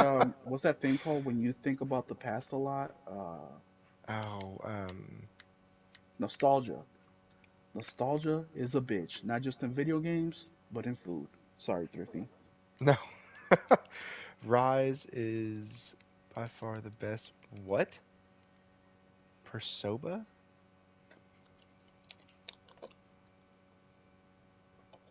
I am confused now. Anyways, all right, we are going to uh we're gonna go ahead and keep going because now we get into the meat and potatoes of tonight, and that is what in the actual hell is going on over at Xbox. So after all of last week, and then like I started seeing people say almost reverting back, like it's gonna be fine. Look, they're gonna tell us everything. It's gonna be great. And then I saw some people be like, yeah, no, I'm still done. Hey, J1, me too. Can you guess what color hair my wife has? Red? Brunette. Oh, Yep. I have always been attracted to brunettes way more than blondes. Uh, but anyways, that's not what we're here for. We're here for Xbox and their absolute failure and absolute wishy-washiness from their fan base and from them as well. So basically, they've the Xbox community has been on this roller coaster. And that roller coaster started last week. It should have started a long time ago, but it started last week. And so we have all of this stuff, all of these reports, all of these rumors. At the end of last week, they're going to do a meeting on Monday. That's what we heard. Then it was Tuesday. Now it's Thursday. And Phil Spencer comes out and like wants to reassure everybody. And then you have some people backpedaling and going, okay, I think we're okay. They're actually going to set the record straight. But then you have folks like Tim who are like, yeah, no, I'm not falling for it again. I'm not falling for the double speak. I'm not falling for this, falling for that. And so then we get stuff ahead of the meeting that's happening tomorrow, which is God, that's I may have to hop on here tomorrow night and just give my thoughts on it. But here's one of the articles from Games Radar. It says ahead of Xbox briefing, Microsoft lead reportedly told staff every screen is an Xbox and stressed ambitions to be the number one cross-platform gaming company. It sounds like consoles are just one piece of the Xbox strategy. An internal Xbox meeting is continuing to generate headlines as a new report on the event suggests that Microsoft's gaming division aims to make every screen an Xbox. So, um, here we go. The meeting held on February 6th apparently saw Xbox uh, bosses Phil Spencer and Sarah Bond address the staff in the wake of rumors that first-party games like Starfield and Indiana Jones were going to be multi-platform. Now, Inverse reports that Bond told those in attendance that every screen is an Xbox, illustrating the point by showing Xbox Game Pass title Palworld on an array of tablets, TVs, and handheld devices. This Inverse report comes from journalist Shannon Liao, who writes that Bond spoke extensively about Xbox's strategy of existing on multiple kinds of devices and greater ambitions of becoming the number one cross-platform gaming company. I mentioned Liao specifically because she wrote about this same meeting in a newsletter last week, reporting that Spencer told Xbox employees that they had no plans to get out of the console business. That's still emphasized in this new report, but it seems Xbox consoles might become one smaller part of Microsoft's overall gaming strategy, which honestly, you could have probably guessed after endeavors like Xbox Cloud Gaming. First of all, they didn't have to cut them again at the very end of that. But, that's neither here nor there. Like, they're already dead. You don't have to kill them anymore. So, we have these leaks coming out that, hey, in this meeting, Xbox head Phil Spencer says this, but Sarah Bond comes out and says, nah, now wait a minute. Every Xbox or every screen is an Xbox. And what did I say last week that has become my favorite tagline, I think, ever? Outside of Welcome to the Playground, because that one's just fun. Box, make, picture. like, So basically, what she is saying, where there is a box that makes a picture, that's an Xbox. And so, um, there is no hope. Their games are coming, and then I'm gonna combine it with the other article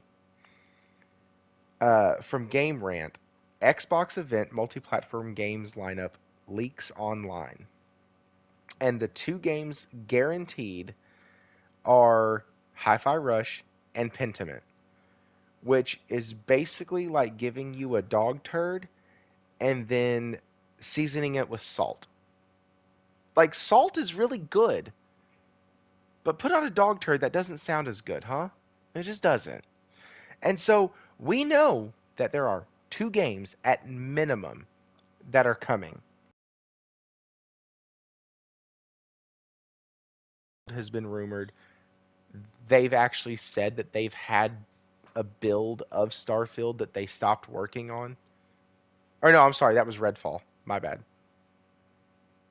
Starfield as well, I believe. Yeah, but I know for a fact in my head that Redfall had one, and I don't want Josh to have to correct me again. So I'm just gonna say it was Redfall. It's easier to go with what you know as fact than what you think to be true. It just is. And so it's very interesting and very, very funny to me that you have this roller coaster ride that we sit here and we see it and we're just watching it. It's so funny when they're like, man, we're great. We're fantastic. And then the next thing that we see is, oh shit, no, we're not. My bad. But it'll be okay. They're going to address it. It's only going to be a couple. It's only going to be a game or two. It's only going to be the best game y'all released all last year. No big deal. That's fine. It's okay. We're not dying here. We're not falling off the edge of the map. It's okay. Hey, don't worry. Don't worry, guys. Consoles are still a priority. The way I feel this happened, and just picture this in your brain. They're in this meeting. They're both up on maybe some sort of platform. Phil's letting Sarah do her thing. She's going to be his replacement. So she's just letting her do her thing. And then afterwards, he sees the fear and the uncertainty on everybody like, wait a minute. What does this mean? He's like, wait, guys, hang on. We have no plans to abandon the Xbox consoles. And like, it seems like it was like, I have to do something to try to save my ship here because these folks are about to walk the fuck out. Like, every every good boss, let me rephrase that. Yeah, no, I'd say Phil Spencer is a good people person, which makes him a good boss to work for. He is that friend boss. He is that one that every couple months you go over to their house, y'all have a barbecue, right? That's that guy. But every single one of those has another person that's either above them or in a leadership position that says the quiet parts out loud and probably shouldn't. So they always have to come afterwards and go, okay, hang on. It's going to be okay. I had a manager one time that had to do this because our fixed ops director at the dealership would always come in and drop these big, huge, sweeping things. And every single one of the technicians and the advisors, all of us wanted to get up and walk out. And so my manager would come in after the dude left and got back on his in his little Escalade or whatever the hell he was driving and went over to the next dealership to kind of tinkle in their heads. He he would always come in and go, "All right, guys. So we were all in the meeting.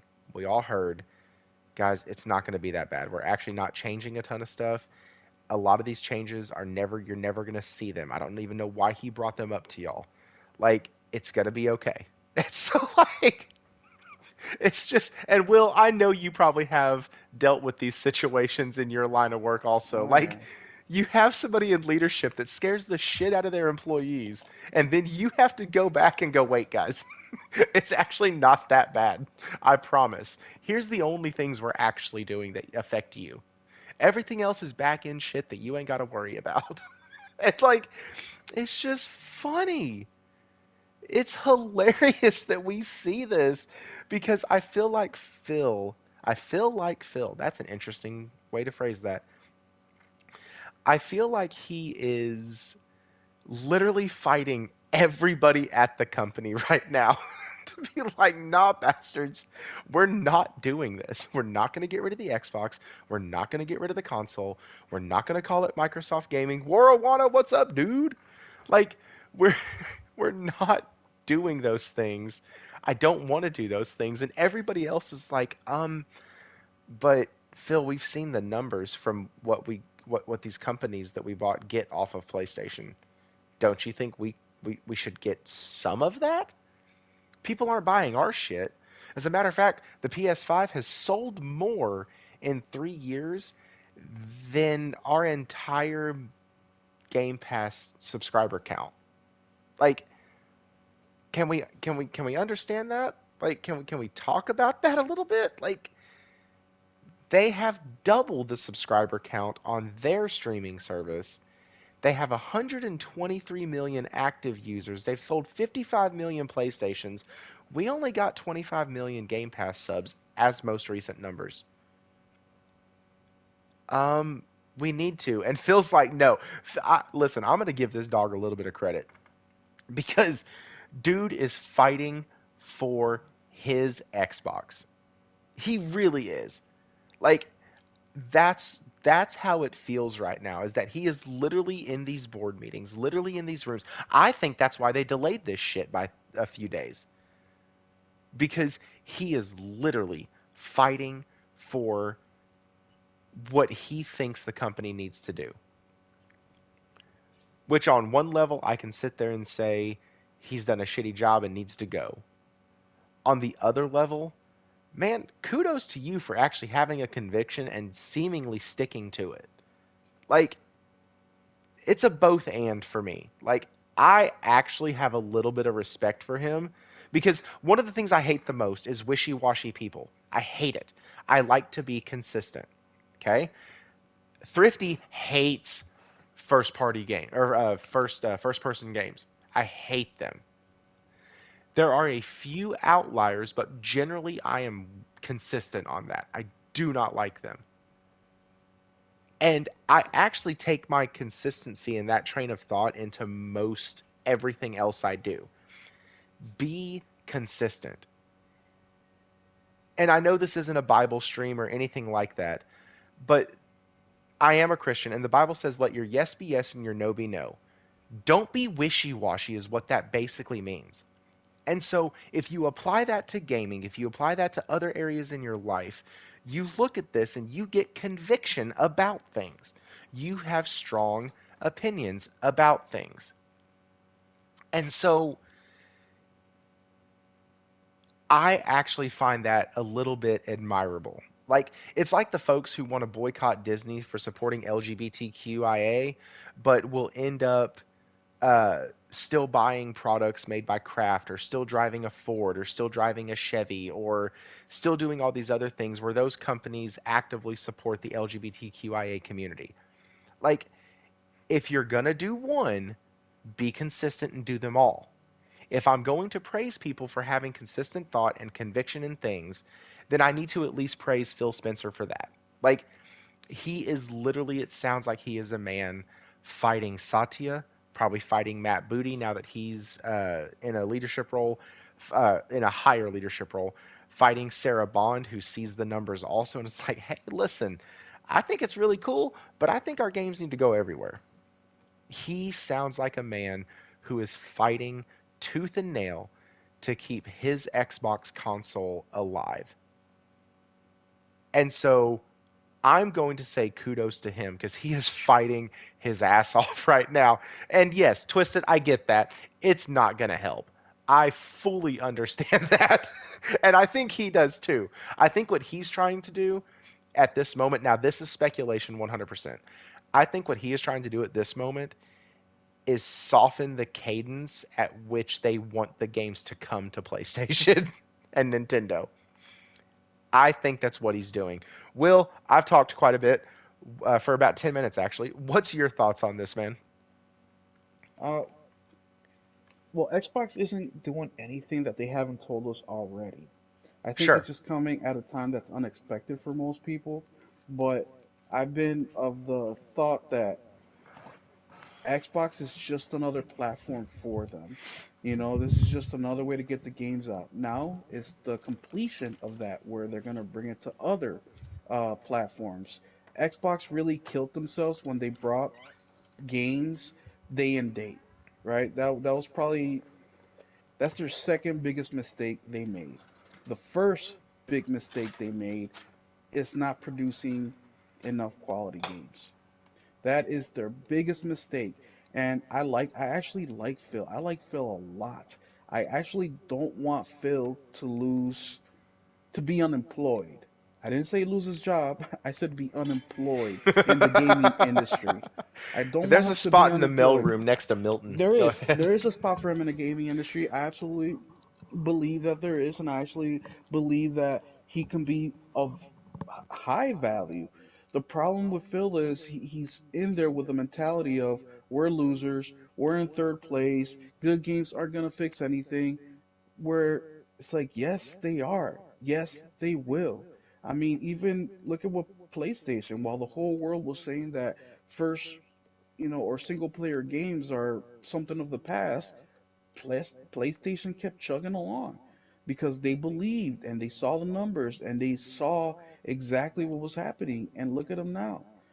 So I think Phil just got too caught up with the business world and not enough with his actual product. He got too involved with the console, not involved enough with the games.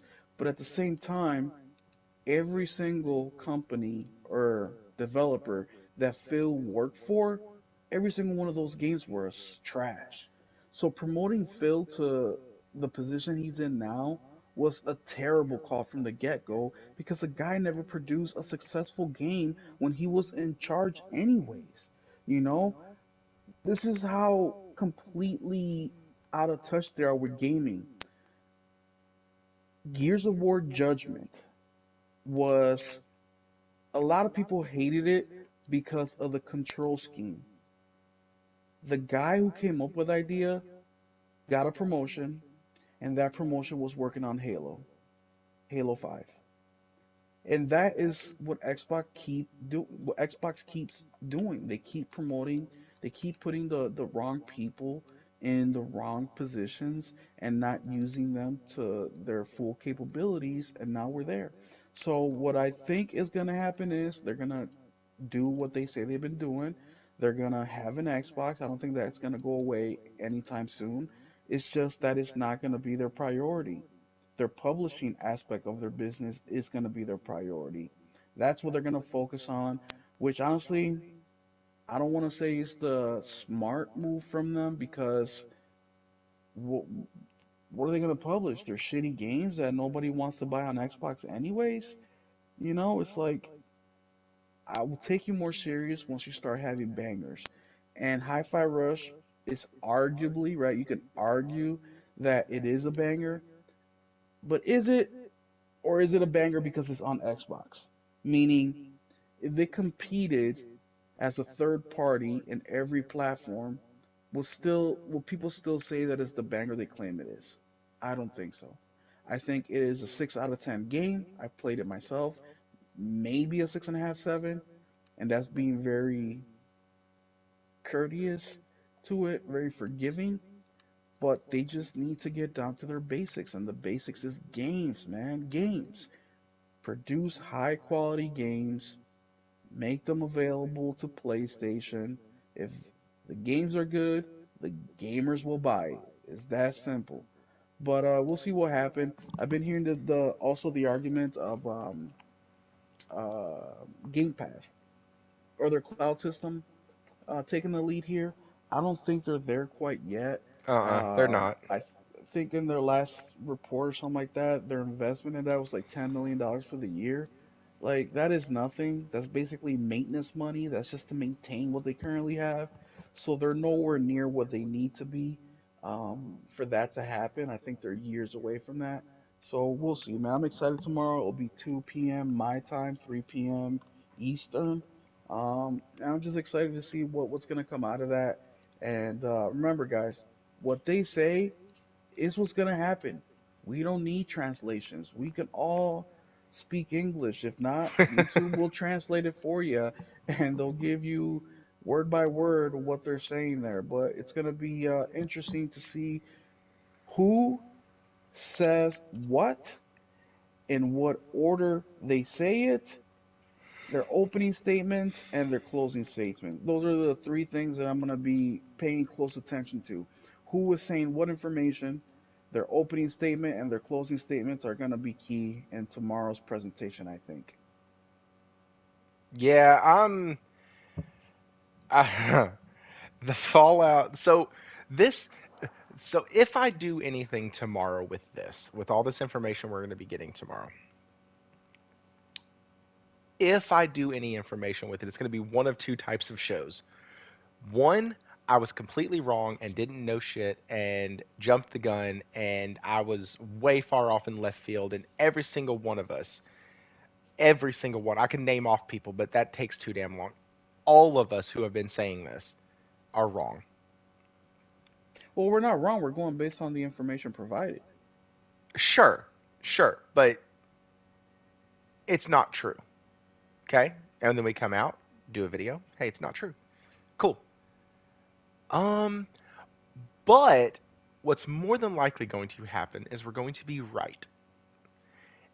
And I think if we're right, I think we finally. I think it would mean the death of Xbox. I really do. Because just like. I'll use Will as an example. Will, just like you, with games going to PC, with the live service titles going to PC, and the anger that you feel for that. Well, I'm not like super angry. I'm just disappointed. Okay, the disappointment you feel. Hmm. That's even better. Now, you tell me, or PlayStation comes out tomorrow or 2 days from now after Xbox's thing when everybody's pissed off at Xbox and we think we're going to get like, ooh, what a great time to do a show. Hell yeah. They come out and we see Ghost of Tsushima 2 April 2025 releasing on PS5 and PC. Hmm. Do you realize the amount of fallout that that would cause Honestly, I don't see why. Look, in the the reason I'm, PlayStation community? but remember, guys, the reason I'm saying this is not because I'm loyal to PlayStation. The reason I'm saying this is because generally, when games are multi-platform like that, there there's problems with them. Whether it's technical, whether the story sucks, whether the gameplay's not that good, because the reason PlayStation games are so good is because PlayStation has a console to sell. That's it. They have a console to sell, so they have good games. That's it. But if PlayStation can guarantee me that they'll keep the same quality that they've been having, I don't give a shit where they put it. They can put the damn game on mobile. As long as it works properly, as long as the game is good and it's complete and I'm not having a hard time connecting to a service, I don't care because I'm a gamer. I go where the games are. Just like if Xbox was producing quality games, that's where I would play them. We'll be right there. I don't give a shit. I just want my games to be of quality. And the only company that's done so consistently with games that interest me is PlayStation. Because Nintendo puts out some quality too. It's just that I'm not a huge fan of, rated E or rated G games all the time. I like my mature games. I like my games that have blood and killing and violence and all that. And I like a story to go along with it. Or I like beautiful people in them. I like a beautiful woman. I like a beautiful man. I like heroes. I like villains. All these things. That's why. So I know it's probably Uh, not the answer you were expecting, but it just comes down to the game. So the thing that Phil said that making a good game isn't gonna change anything, yeah, right, dude. That's the only thing that can save you is good games. yes, I am saying that outside of maybe a handful of people, you know what? 70% of people, I would say 70%. I would think if Sony came out and said, "Hey, we're going to start doing day and date on PC," then I'd say they would have a downtick of about They 25 to would. 30%. They would, but then my question to them would be, so do you care about the game or do you just care about the console? Which one is it? Because if you Yeah, care but about the and I can't tell if you're console, being devil's advocate right now or not because this kind no, of no, no, I'm being goes. for real. Like, Okay, cool. Then what is I it can about I can gaming that tell you you care about? because you used of an example of a relationship earlier, and I'm going to run with that. Okay, if I say to my wife, "Hey, only one, only one period, only one, only one, only you, nobody else, only you. I'm exclusive to you. You are exclusive to me. You know where I'm going with this." And then I tell her, "Hey, I think we should, start seeing other people every once in a while. Still be married, still be together, but we start seeing people every once in a while that aren't each other. And that's an extreme scenario, and I get Yeah, that. but in your situation, it's what was the agreement beforehand, you know? Because my agreement with PlayStation is you keep giving me good games, I'll keep buying your shit. So it doesn't Right. change where you're putting those games at. I mean, if you're putting them in something that I don't have, then we have a problem. But if it's an addition to, and as long as that game is good, I really don't care. I mean, throughout my whole life, I've switched from Nintendo to PlayStation. I even had a Sega once. You know, I got a Switch right now. I even got a Series X right now. Right, because I like the Halo, I like the Gears. So I don't So, mind going to where the games are at. It's just that PlayStation has the most consistency. PlayStation has the most games that I like. That's why it's my preferred console. It's not because but of whatever. exclusives matter. They Like, do matter. and so Absolutely. that is why I'm saying that it feels like we would But be the sold a question bill of is, goods early and given why does something the different late, which is what's going on at Xbox, which is why they're pissed. yeah, I know that, but you know, damn, what was that you just said? Exclusives matter. But the question is, why do exclusives matter?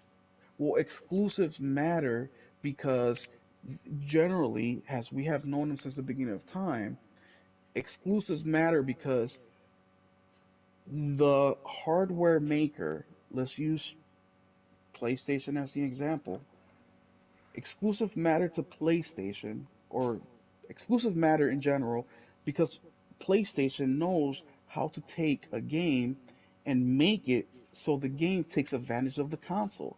So now we get the dual sense, right? We get the haptic feedbacks, we get the VRR, we get all these good, crazy good features.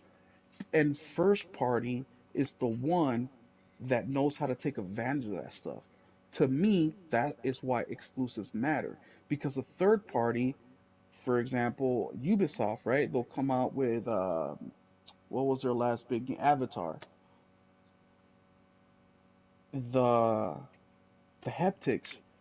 Yes, we're including haptics in your game. We're doing all this. But when you play the game, yeah, you feel the haptics, but it's not how PlayStation would do it. PlayStation will go full board with it and they'll make something new and something fresh and something that really makes it shine. Ubisoft is just doing it because it's there, but they're not really focusing on it, right? And that's why exclusives matter is because it makes your console shine and your console generally does something that the other consoles don't do. That's why exclusives matter. But if we're looking at um, games overall, well, why do we buy games? Because we want to play them. They look good to us and they end up being good. Well, does it matter where you play the game? I mean, I don't want to play on my phone, that's for sure. That's not a medium of gaming that I like. So there's been instances where there is a game that comes out on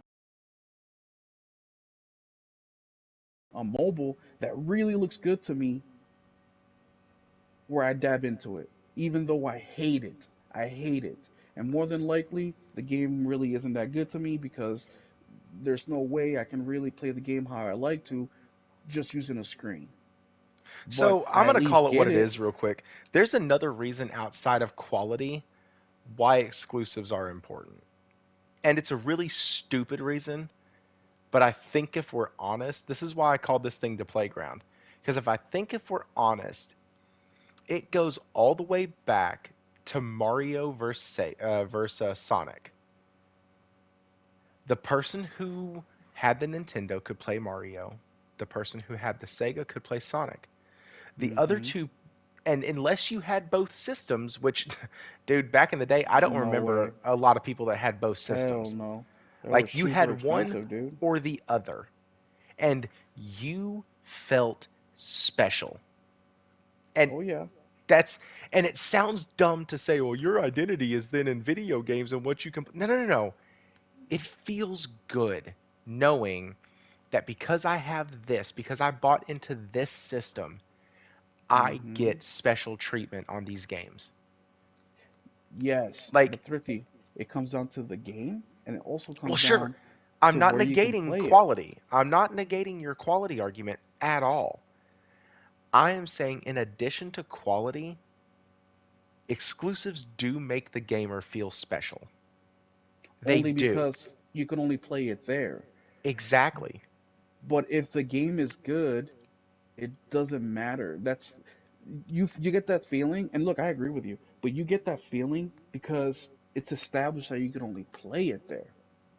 The feeling comes after. Like you don't go in there buying the game thinking, "Oh, you know, I'm gonna play this game and only I can play it and people like me can play it." No, your first thought is, "Oh, this game looks cool. I want to play it so No, no, no. bad." That's true. And I've never bought an exclusive title just because it was exclusive. Like, I have never gone Well, I into a have, title. but for collector reasons, right? Oh, for Because collect. Sure, sure, sure. only, you know, But like, I've never been oh my god, this is exclusive to PlayStation. I gotta buy it day one. That's just never been me. I always buy it based off of, like you said, what looks interesting, what looks fun, what looks good, and everything else. I usually play it at least one time in my life to see if I would have liked it back when it was full price. I bought the PS3 solely for Ratchet and Clank. Hey, I kept my PS3 solely because of God of War. So it's kind of the same thing. Um, but no, I think that if tomorrow pans out the way I think that it will, then they are going to see people drop like flies because they no longer feel special. And that well, Thrifty, that what we've sounds been saying, weird. what we've just been talking about for the last 10 minutes or so, it's not a theory. We know it's a fact. Look how Xbox gamers are reacting, you know? So we know that it's a fact that the feeling special is huge because they're not losing anything. They're still going to receive the games they've been playing on. They're not losing anything at all. If anything, they're gaining because now they'll be able to get PlayStation and Nintendo players to play with them online. You know, they're going to gain a community. They're going to gain more camaraderie. They're not lose. It's not like Xbox is saying, "All right, we're gonna take Starfield, and you're not gonna be able to play it again unless you own it." And now PlayStation gets it. It's not that at all. It's just an addition to. And look how they're reacting. So what you're saying has a lot of credence, and we don't have to theorize about it. It's happening right now. And just like Sega, same shit happened, except that the Sega games didn't go anywhere. You know, some did, but a lot didn't. A lot were just gone with the wind. That's not what's happening with Xbox. So this is a unique situation, and we're seeing it live. So the to me, the Sega generation was more justified in feeling the way they did because that's it. It's kaputs. All And those games were lost. Xbox, no, these guys are clowns because you're not losing anything, bro. yes, I agree. They're not, but I'd only agree to a certain extent because I do still think that they are losing in the fact that takes away all of their. Individuality, dude. It takes away a lot. It's not Yeah, as it's black as white sure. as I'm making it It takes seem. away their individuality, but it also takes away the like I can only play these games here. And it takes Hmm. away hope is what it does. It's going to crush the hopes of the Xbox community. And that's one thing that as a gamer does kind of suck. Like when I found out that the second Tomb Raider game was a 1 year timed exclusive for Xbox, that absolutely sucked. The redo trilogy, the relaunch, that game was so freaking fun. Oh my God, dude! I just beat them all last year. Oh, Oh they're my God, so so damn good. good, so good. And like when that game was said no, it's going to be exclusive to Xbox, I was like, are you fucking kidding me? Are you kidding me? Really? And so it kind of sucks because like I was hoping to be able to play that game when it came out, but I had to wait a year. And so like that sucks. And they're not even having to wait a year now. They're getting told, "Hey, guess what? None of these games are going to be exclusive anymore." Like this is what's happening now and it's going to continue in the future. Have a good day. And that just sucks. And so I do kind of feel I understand at least why the reaction from them has been what it has been from the Xbox community. And Ricky, you if see all those hearts? I do, man, I That's do. me saying Happy Valentine's Day to all you guys out there. Happy Aww. Valentine's Day. I'm sorry to cut you off for something so No, stupid. you're fine. Um, but let me hang on. Let me. Somebody said something. I think it was Josh. Hang on. Let me see what we got here. Nah, Rise of the Tomb Raider was average in my opinion. That is your opinion, and that is terrible. Yeah, I disagree. Um, I have been waiting for a remaster of the Tomb Raider Survivor trilogy for PS5. That'd be fun. Thrifty, but the whole industry has said that. I know. I know. That's where that's where when I'm talking about the Xbox community, I'm sitting here thinking to myself, on one end, I feel terrible for y'all. This sucks. If I was in that position, it would absolutely suck. But then also, I know that I would not let myself get in that position. So I would have probably broke ties with this company a long time ago. And Many the did. fact that y'all have stayed, it's kind of you get what you deserve, but it's kind of the you're getting treated like shit at the same time. Like I feel a little both and it's really hard for me to kind of parse the difference. It's like when people say something like Sony has a lot of first party exclusives, uh, but most of them are movie titles. And I go, yes, both of those statements are 100% true and 100% accurate. Or Sony's first party movie title games sell well, but they need to do live service. Or they're trying to do live service also. Like kind of putting two things against each other. That sometimes two things that are seemingly at odds with each other can be true all at the same time. And that is the feeling I have right now towards the Xbox community. Like, it absolutely sucks for most of y'all in that camp that are hardcore gamers that are that 15 to 30%, like Will was talking about earlier, that are like in the ecosystem, believe in the ecosystem, want to see it go, want to see it grow. You're not the typical just I play Fortnite and that's it. Like, you are the Xbox gamer. And I feel bad for you. But at the same time, when y'all should have been screaming from the top of your lungs, y'all were arguing with us. Mm-hmm. Yep. So I don't necessarily feel bad, No, I don't feel bad at all. but I do feel kind of bad I because feel I can bad for see the how this medium. sucks. I feel bad for the medium. Like I feel bad because it's changing. You know, I've known Xbox as the other one, you know, the competition. You know, I always kept an eye on Xbox even through that decade or so where I wasn't into gaming like how I am now because I was trying to establish my life and shit. I still kept an eye out when the PS4 dropped and the Xbox One dropped.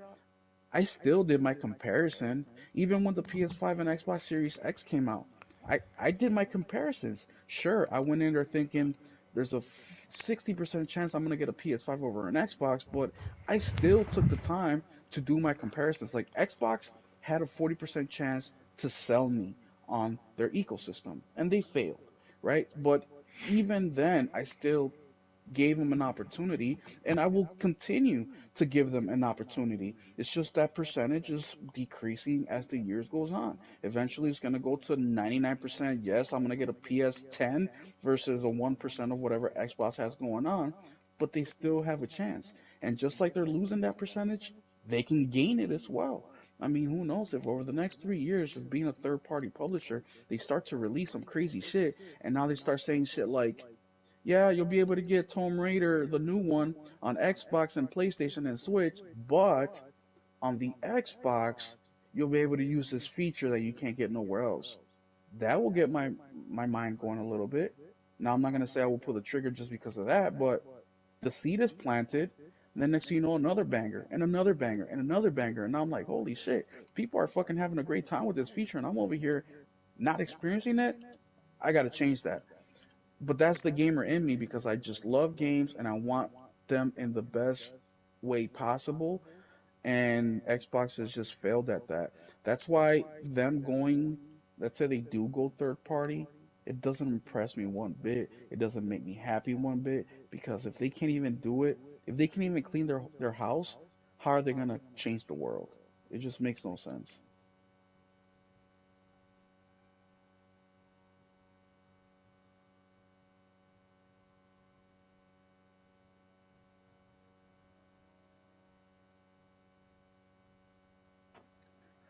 Thrifty, you there, bro? Oh, I am so sorry. I had my mic muted.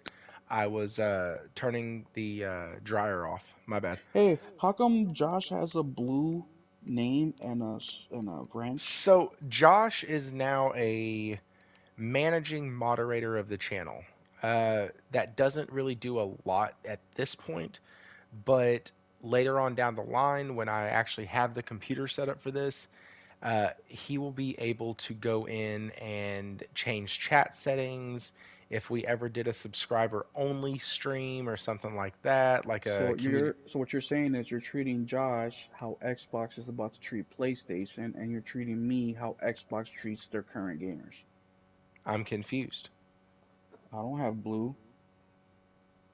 Oh, that's because he's actually like in the chat a lot, like the whole time, and is keeping up with it. And he can also moderate like racial comments, things like that. That he can time out people, he can kick them, he can do all of that. And You know my so, favorite color is blue. FYI, I'm just saying. But either way, I don't want to make this about me. Um. Uh. too late. So, anyways, um, so let Twisted Sin asked me a question. He said, "Are you gonna get the remastered Tomb Raider collection?" And I I got it. probably not. So those games came out at a time where I was not a very good gamer, and Tomb Raider was stupid hard, and so I never played the older ones. Like I didn't make it past the mountain in Tomb Raider One, which is where you start, Hey, where that's where I am right where you now. have to fight that tiger. Yeah. Uh, hey, Outsider Gaming Night, if you don't have a plan, you plan to fail. Isn't that how that goes? Um, and I fully believe that this community is going to get this channel to where it needs to go. I really do. We have a damn good community here. And, like, tonight, if you don't think that I'm noticing who is here all the time, who these people are, who these guys are that are in the chat, who folks are that are joining the Discord, like, I remember a lot of folks who come in here. That's why when somebody new joins, I'm able to sit there and go, dang, I've never seen you before. Because I actually do try to take time to care about who's in the community and who's not. Thrifty's already planning that super chat money. That was funny. I will not be getting it. There is no platinum. Fair enough. Uh, I'm gonna make sure I'm gonna make sure I get the first super chat. That's funny. Oh, we'll have to see how that goes. Nelson, you showed up, dude. What's up, man? Um, okay. I'm gonna lie, you work for Blizzard. All right, so that was it. So that's the show for the night, guys. And I'm really excited. I'm glad we actually got to every single topic I wanted to cover, even the surprise one about the your favorite gaming crush. And I thought that was a really fun little topic. I I think that we have knee-jerk reactions as gamers, and I really hope that next or that tomorrow we get a uh, that we get clarity on what's going on. Outside of that, guys, if you haven't subscribed yet, please do on your way out. Hit that like button. We are at 409 subscribers. If the trend continues, I'll probably pick up another 8 to 10 off of this video. And my goodness gracious, this has been a week. Like, you got Jez just posted what a show, a special exclusive preview of the Xbox podcast announcement. Like 7 minutes ago, he posted that, which also explains why I got an uptick in viewers.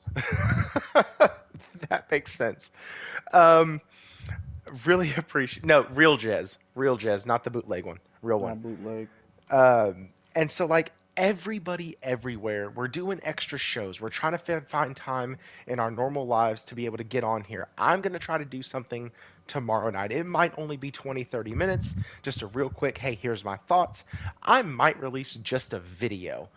And so, uh, just because I don't have necessarily 3 hours every night to do a live stream, wish I did. That'd be fun. Um, but anyways, guys, that aside, oh, I haven't checked it out yet, but PlayStation has dropped a new sale. Uh, Go check that out. Also, GameStop has been sending me freaking emails left and right, and if you like supporting terrible corporations, they have some pretty good deals. So like, Dude, check that GameStop's a out. pain in my ass, dude. I can go about them for. I buy a lot of physical games, dude, and GameStop is doing a terrible job at selling physical games. They are so bad. They are dying. But it's one of the places where you can still get pre-owned, games and sell yourself some money. But man, it's a shame because I really think their business model is a they're more and more digital and eventually, like Xbox, their next Series X, they want to make it digital only. Like I hate that. That's scary to me. But either way. Bro, I get it. But guys, anyways, we are late tonight, and so I'm just going to end it now. Thank you for stopping by the playground, and as always,